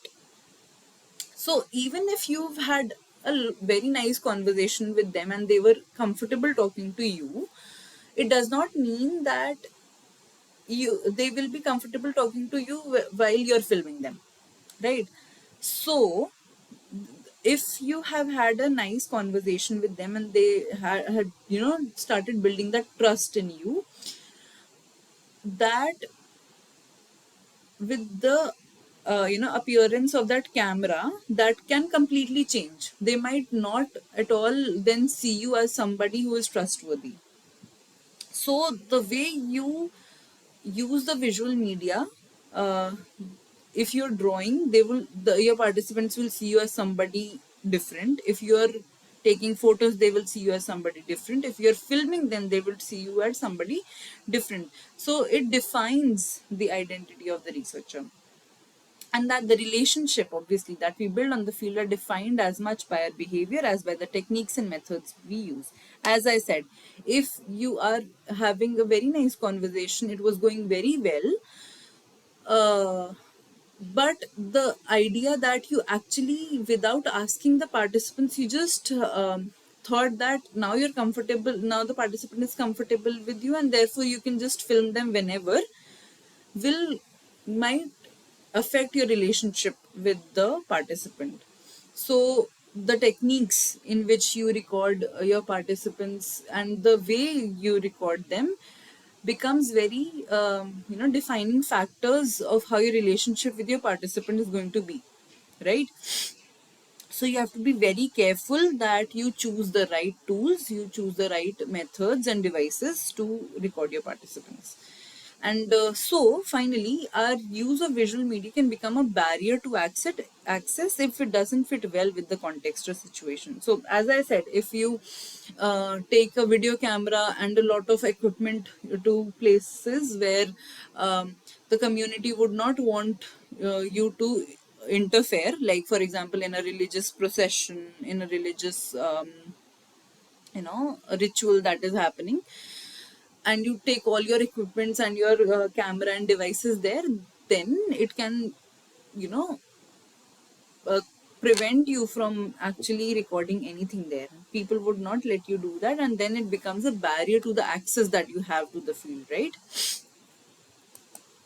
So you have to be very mindful about that. But it's not just that while we are actually making visuals. So making visuals is again maybe drawing, taking photographs, filming, etc. It's not just that you are doing just that when you're in the field. You have to perform multiple tasks together. And what does that mean? That while making the visual records, like while drawing, filming, or capturing pictures, you have to engage with your participants. So it's not that there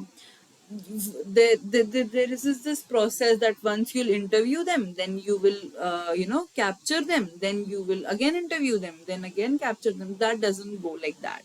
So what happens is you have to be keep talking, you have to keep like talking to your participants while you are taking pictures, while you are taking videos, while you are drawing, so that you engage them with yourself.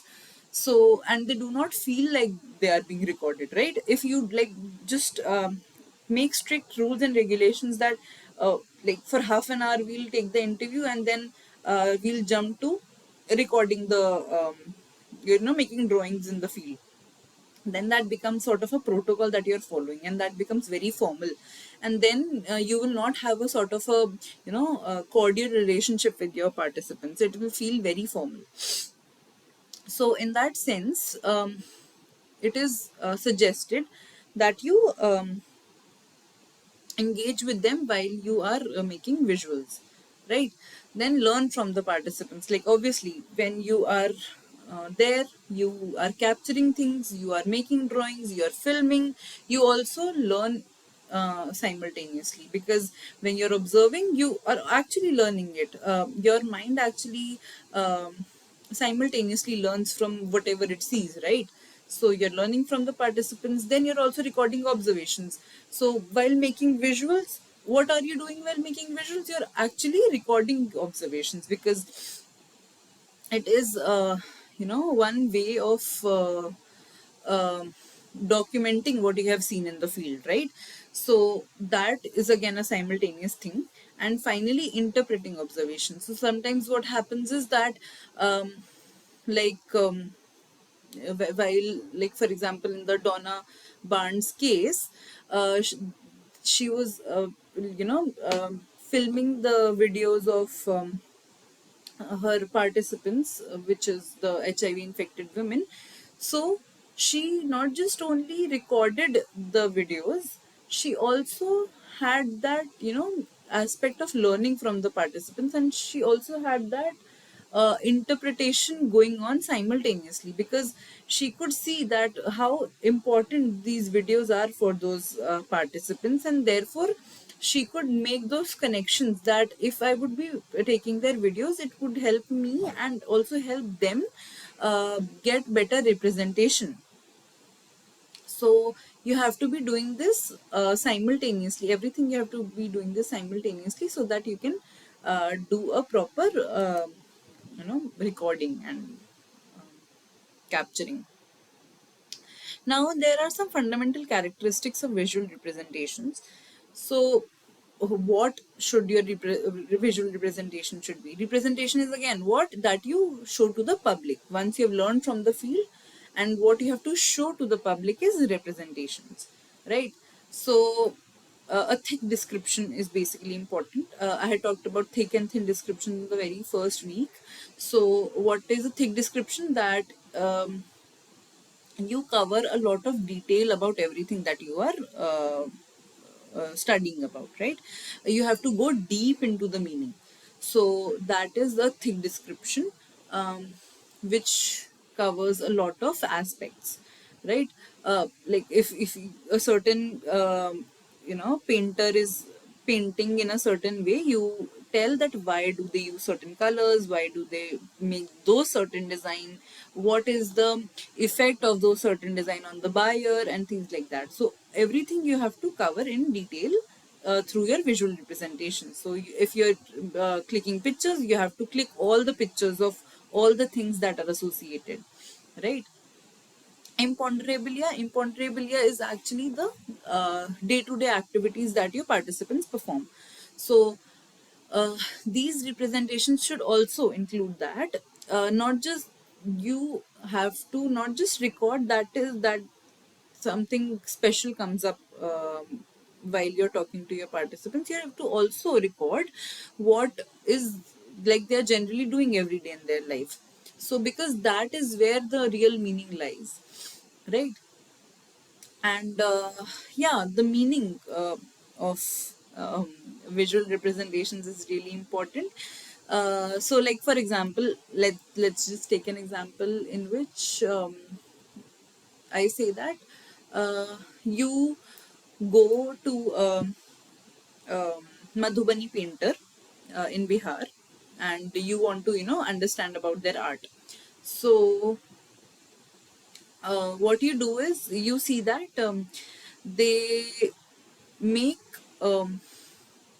their paintings on a canvas of wood, for example, canvas supported by a wood, right? And they use certain natural colors, not just colors from anywhere. They use natural colors. I'm just giving you examples, right?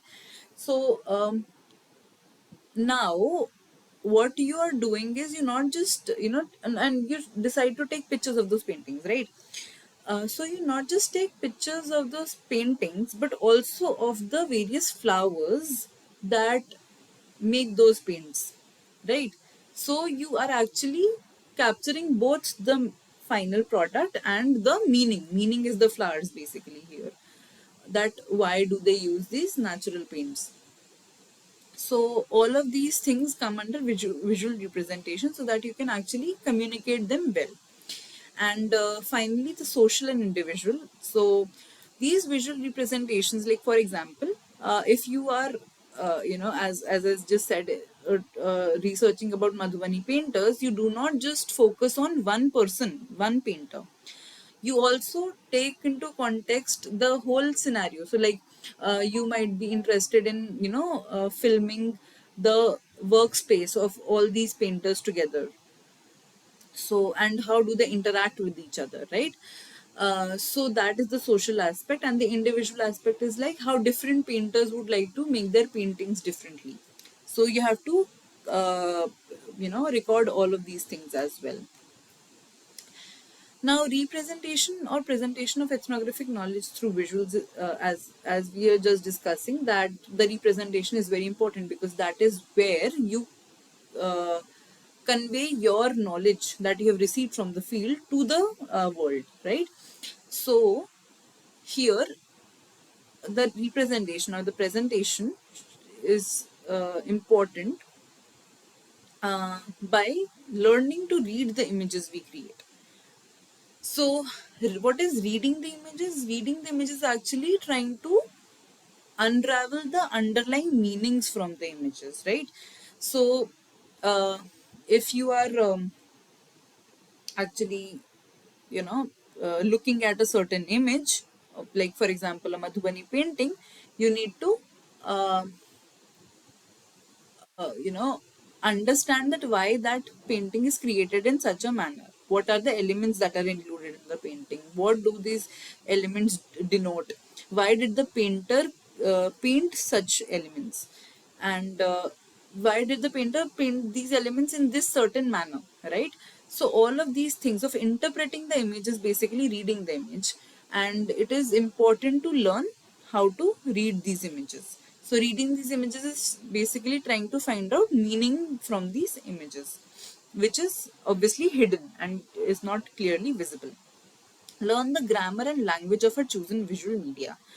Now, visual media is actually something that has a grammar and a language of itself. So, visual media, what is visual media? These paintings, drawings, um, uh, photos, videos, all of these are visual media. That is basically ways in which you can record your observations, right? So, these have their own grammar and language. So, as I say, while you're drawing, you're sketching, this will have a very different effect on your participant, and clicking photographs will have a very different aspect over your participant, right? So these things are actually uh, you know, these actually hold a very different meaning altogether. And like when you're drawing, you will use different terms like sketching, pencil, pen, shading, and things like that. But while you photograph, you will use lens, um, what do you say, camera, then picture, image, then um contrast, etc. All of these things we use. And when you actually make a video, you will say like frame rate, resolution, and all of these things. So you will use very different languages to uh, address to different choice of visual media, right?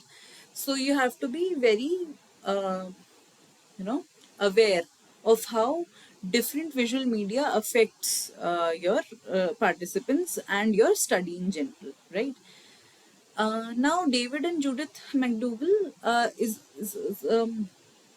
pair of researchers and ethnographers who have been like working in visual ethnography for a very long time, and they have actually done very good work in this area, right? So they are actually the pioneers. So there is sort of their interview, a bit of their interview in the videos as well, where they talk about their experiences.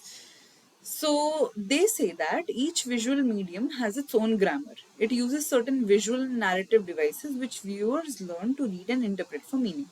Now, this is what I was saying, that when you use a drawing, a sketch, then your viewers who will be viewing your drawing will be uh, like understanding it very differently. While if you show them a photograph that you have taken, that will be understood very differently. So those, like a drawing and a photograph, will convey very different meanings from the ground, right?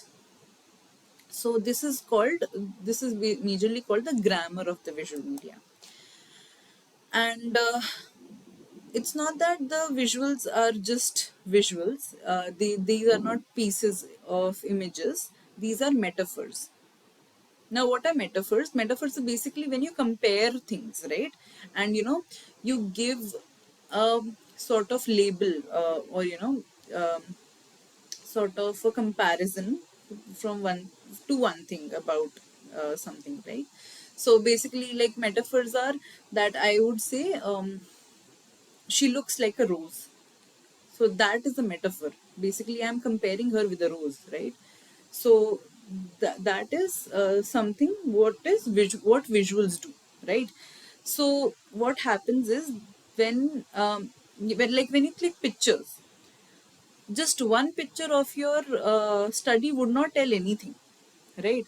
But when you will put those pictures together in a sequence, or maybe in a manner in which you'd want to tell a story, then it becomes a very effective way of communicating what you have learned from the field. So, like for example, by arranging visuals, juxtaposing them around one another, we are able to express complex meanings and ideas. Like for example, if you have taken a lot of pictures of the covered storytellers, you show that first. Like for example, you have taken pictures of a lot of phenomena. So first, in the first picture, you show that there's a wood plank, right? Then you show that they are cutting that wood plank to make a cupboard. Then you are showing that how they are sort of shaping the cupboard. Then you're showing that how they are painting the cupboard. Then you're showing that how they are making it dry for some time, letting it dry for some time in the sun or whatever. And then you're showing that how do they take it to the um market, or basically to different places. And then you're showing that they're singing the stories of the coward in their voices. So all of these things, one by one, when kept in order, will make a whole story of how coward is made and how they are used in the storytelling process. So all of this is there, but a single image of, like for example, the coward wouldn't say much about it, but when put into the whole context, it would bring a very nice story out of it, and this would express the complex meanings and ideas that is underlying behind the story, right? Now, an image gains meaning by its placement, as I said, its juxtaposition against other images. So, how you place one image after the another will actually change the whole meaning of the idea of the story that you'd want to convey. So, like for example, if you do not put the idea of painting the coward, then you're actually removing the whole concept of painting the coward. Then you're showing that there's a coward which is shaped, and then you're showing that they're telling the story through the coward. So the whole scenario, the whole what do you say, narrative changes. Then you say that no, they're not painting the coward themselves. It's like they just outsource it. So then the whole meaning changes. Or also, like for example, if you put the singing the people, this cover storyteller uh, singing the stories using the coward in the first place, and then you start off with the you know um of cutting the wood and making the coward, shaping it and things like that, then the story reverses. So, how you put images with respect to others is a way through which you express and represent your knowledge that you have gained from the field, and that makes the whole difference. Now, in any medium, we construct meaning and convey ideas through the narrative and sequentiality of our visuals, right? As I just said, in any medium, maybe these are drawings, photographs, videos. So, like in videos, when you actually record a lot of clips, you combine them together in an order to make a film out of it, right? So that that medium is actually again a way to construct meaning and convey ideas, but this is done in a sequence only so that this right story comes out of it.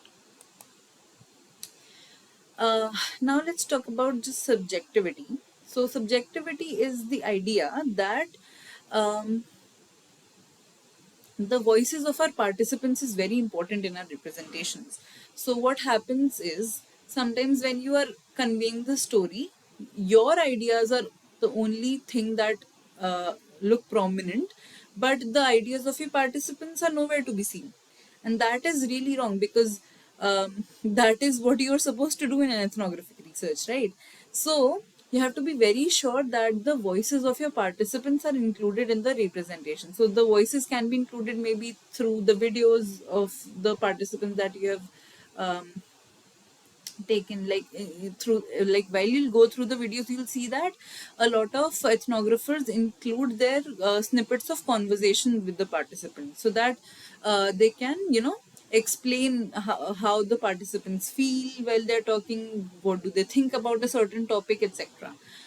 And then ensuring that they have a greater control and ownership of their narratives, because see, your participants are the only people who are actually giving you that knowledge, right? So it is very important that they have the control and the ownership of what you are recording, right?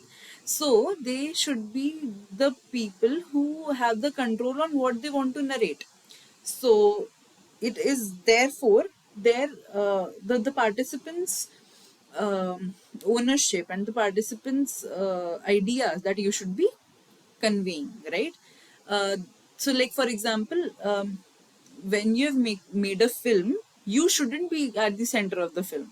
The participant should be at the center of the film, and you should make the film revolve around their lives, right? You should be just as a medium who is trying to, bring out meaning from their lives. So that is, you have to be very mindful about.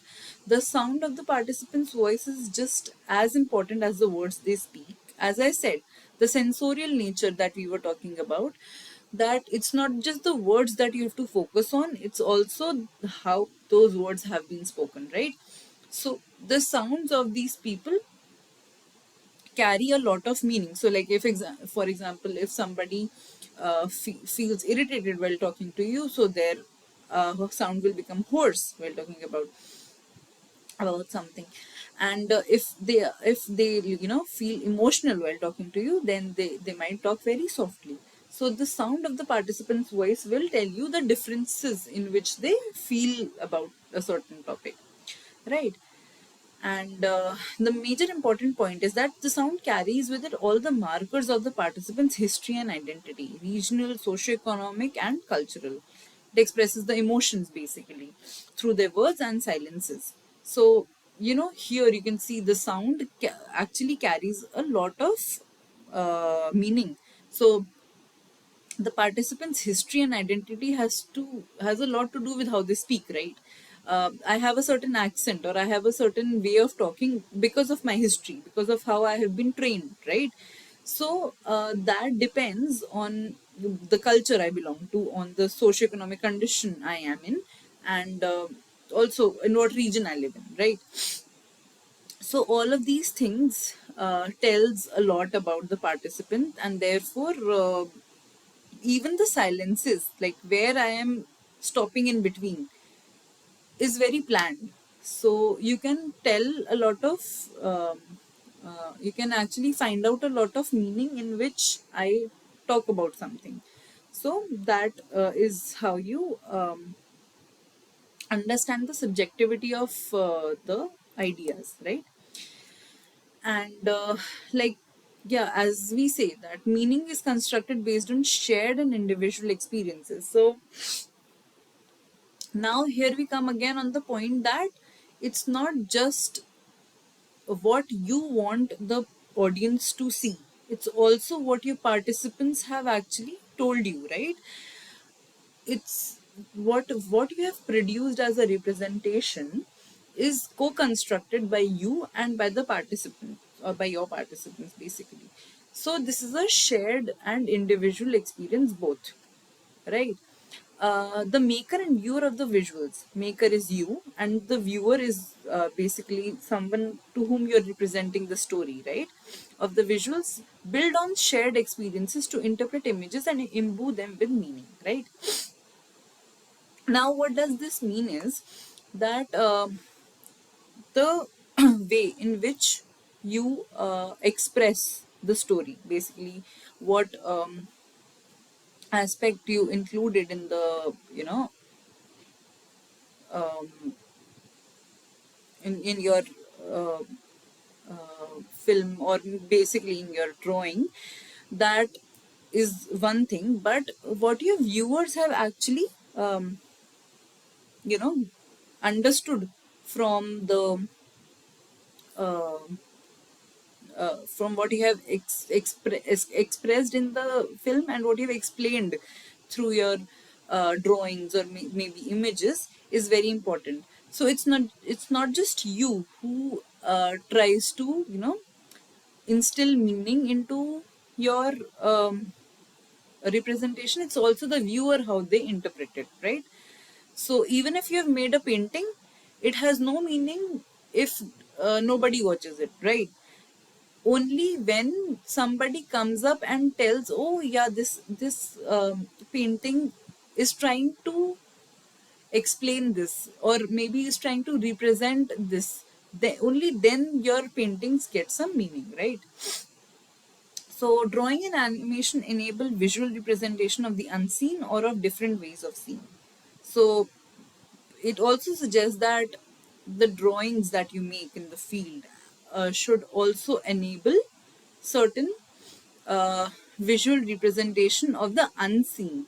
So which you basically like, for example, if you just go and draw the way the your participants dress, that isn't very important because everybody around them can see how they dress, right? But if you sort of uh, put that into context, the way they dress, you put that into context, that why do they dress in a certain manner, and you draw along with them the like, for example, as I said, you were drawing making a drawing of a woman in a desert, then you will see that the basic background in which she is placed tells a lot why she dresses in that certain manner, right? So these representations is basically of the unseen, that just cannot be seen directly, but have to be observed and made meaning out of. So that is something that you are actually concerned about. And also it's the way that you see the individual, right? And also how different people of a community sees her. So if you are interested into looking at that aspect, you also include those aspects into your sketch. It is also very important to bring a lot of different perspectives into your visual. So it can be you could be drawing the subject, or the part, or your participant, through the lenses in which others see her, right? That can be one thing. And Yeah, finally, let's just talk about the sensorial nature of visual ethnography, because we have some more topics to cover, but since we are out of time, and we will be covering a lot more things in of week 8 in the next session as well. So we'll quickly like cover things in the next session. So the basic idea of the sensorial nature of visual ethnography is uh, that if you go through the videos of the week, basically, you will see that there is a video of a barber cutting the hair of a child, right, in a school setting. And as you see the whole video, you will see that through that video, you can actually experience how that child is getting a haircut. Basically, it's about you can sort of experience every touch of that barber on the child's head in yourself as well, because you have that experience of undergoing that haircut from such a barber before. So you definitely understand how that touch of the barber feels, right? How relaxing it feels when they give you the massage, or basically how uh, how refreshing it feels when they spray water on your hair or things like that. So every touch of that video can actually experienced by you as well, even you have like no touch associated at all with the video. So that sensorial nature is actually very important to be involved in your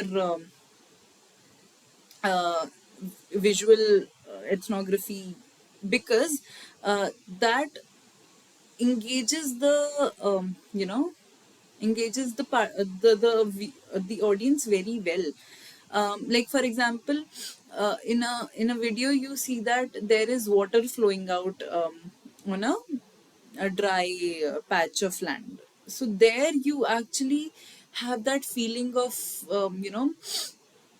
refreshingness and of that touch of water, very specifically, because you know how it feels when suddenly water comes in, and what sort of cool breeze comes along with water, right? So all of those things you can actually understand from a visual, then it becomes the success of the visual, right? So yeah. Yes, Devashish, please go ahead. No, man, nothing. You talk about the barber. I write just that. On that time is stress relief.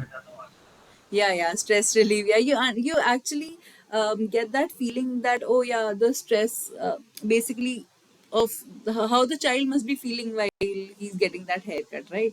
So all of that really matters.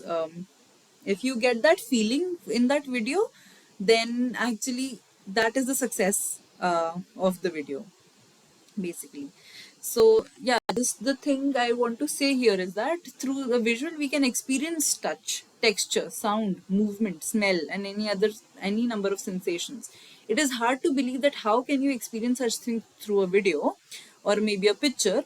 But this always depends on your past experiences, because you have had those experiences in the past and you remember those things, therefore you can actually experience them, right? And we try to present a participant's ways of seeing, which may be very different from ours, because the child getting that haircut might not be very similar to us, but it actually resonates well enough that we you know get that feeling that we are there in the place of that child, right? So all of that is very important to consider. And visual ethnographies that we might say are not only visuals but multisensorial in nature, because you know it focuses on how you interpret the video, how you feel while you watch the video, and things like that. So yeah, now we will be moving forward from visual languages, how other things, and how visual media have an effect on us, how fictionalizing is done in videos and things like that, and how to be reflexive about various aspects of uh, you know of the visuals. We will be doing it in the next session. Apart from that, so if you have like any doubt till here, you can tell me, and in the last session we'll be majorly completing this, but the same video is very tribal for a child. I didn't get you, Debashish, what are you trying to say? Sorry, man, this typing mistake. I just telling that the same video is different for the different individuals. Right, exactly, yes. So actually that depends on the different experiences that we have had in the past, right? So you have had different experience, I have had different experience, and therefore we make meaning out of those videos very differently. That is what I'm trying to say. Yeah. Then another thing that in your research topic, how this iconography you use, could you explain it this, in short period of time? Means, how can you coordinate all these things in your research topic, and how it is help you? So basically, it's not that I'm doing ethnographic research. It's not, I'm actually not doing an ethnographic research in my PhD. Um, and my research projects are nowhere close to ethnography. But see, for example, ethnography, while we are learning all of these, it tells us a lot of things to keep in mind, right? So while we were discussing, you might just go and watch some videos, like the problem solving sessions, in which I talk about the interviews, how to take interviews in an ethnographic research. So even though I'm not doing ethnographic interviews, but this way actually tells me how I should be very conscious about how I ask questions to my how I ask questions to uh, yeah how I ask questions to my participants, and then um, if actually, or like what all things I should keep in mind while I conduct some interviews. So this becomes very important. Apart from that, doing observations is like common to all different types of researchers and research methods, right? So there again, how to do a certain observation, what all things to keep in mind, and also like research ethics that we are learning in ethnography here are also common to all other sort of methods. So it's not that ethnography has a lot of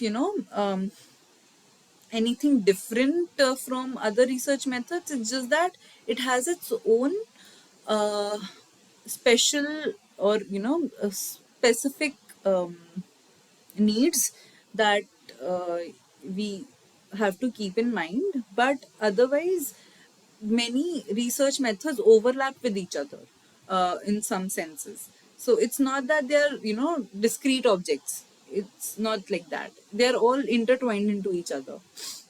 So all of the so when you focus, when you learn that even some doing something as easy as an interview requires a lot of preparation, requires a lot of a lot of consciousness, then you actually do much better in that area. And I try to learn from these processes in ethnography and then apply it to my research. So that is. Understand, ma'am. Ma'am, is there any career option is there in ethnography if anyone really want to explore all these things but don't know how to make career in this way? So could you suggest any if career um yeah, so it's sort of I'm not sure about a career option, but what happens is that if you are a researcher and you really like to do ethnographic research, you can actually indulge yourself in research projects, and these research projects are actually paid.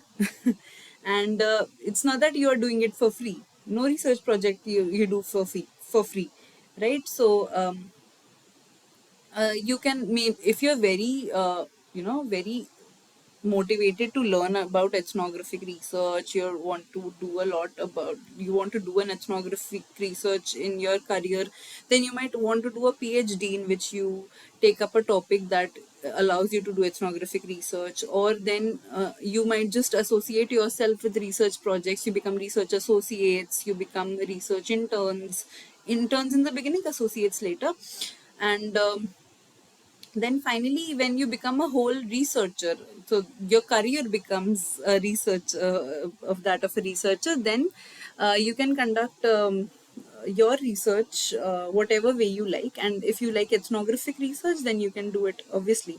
And then government like will fund you for your institutes, governments, and every like different agencies can uh, fund you for your projects. understand, ma'am? Another thing is that could you suggest any documentary regarding the ethnographic impact, how it impacted to society, or how any researcher, any documentary is there? If can I go for it?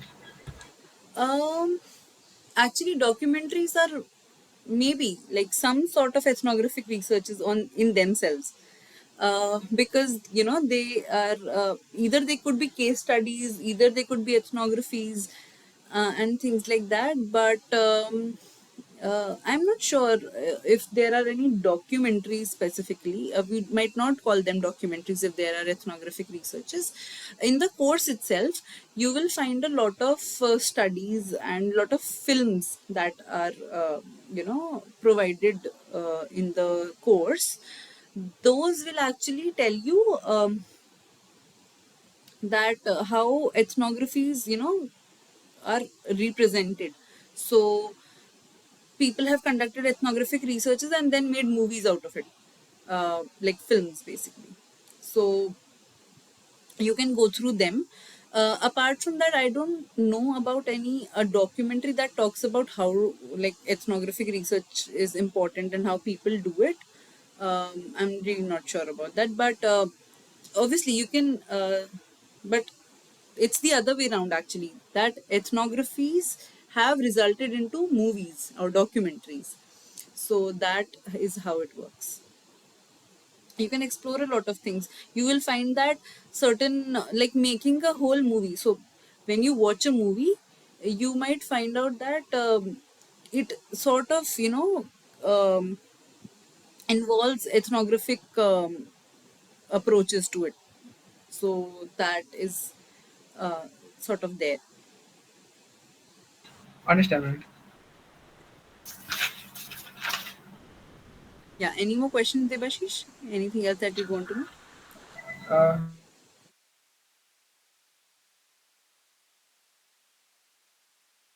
uh, couldn't hear you.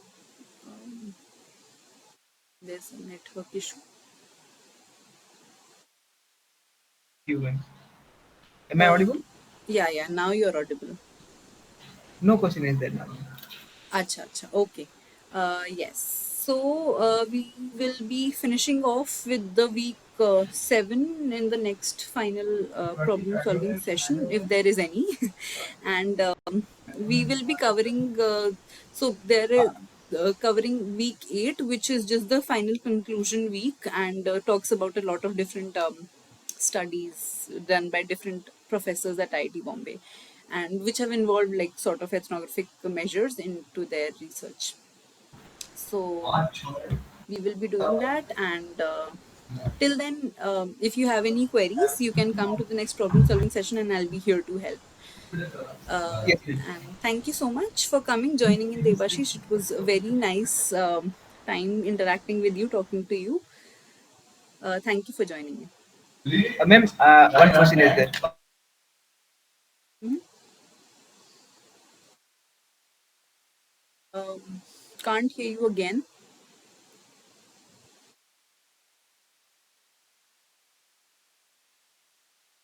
Audible now? Hello. Hi, yes, ma'am. Now, Yeah, am I audible? yeah.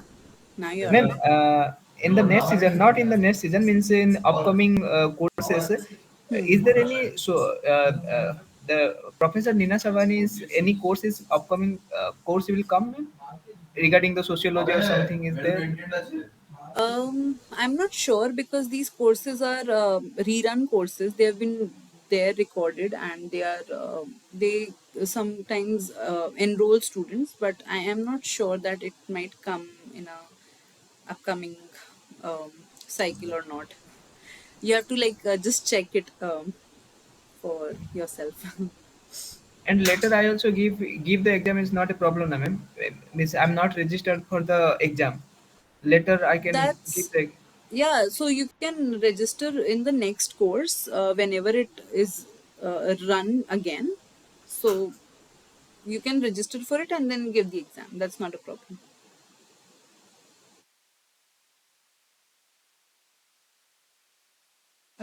Is that fine, Devashish?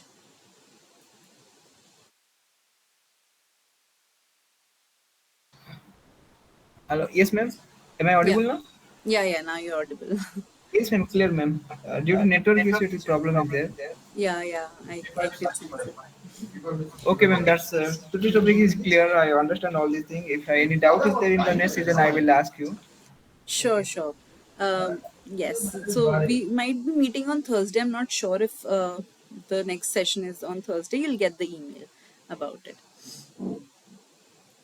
Okay, thank you so much, Devashish, again for joining in and for the interactive session, for all those questions. Actually, all these questions might have helped other viewers who might view this problem solving session later. So they might also be benefited from all these questions. And thank you so much again. Yes, ma'am. Good night, ma'am. Great. Good night. See you in the next session. Thank you.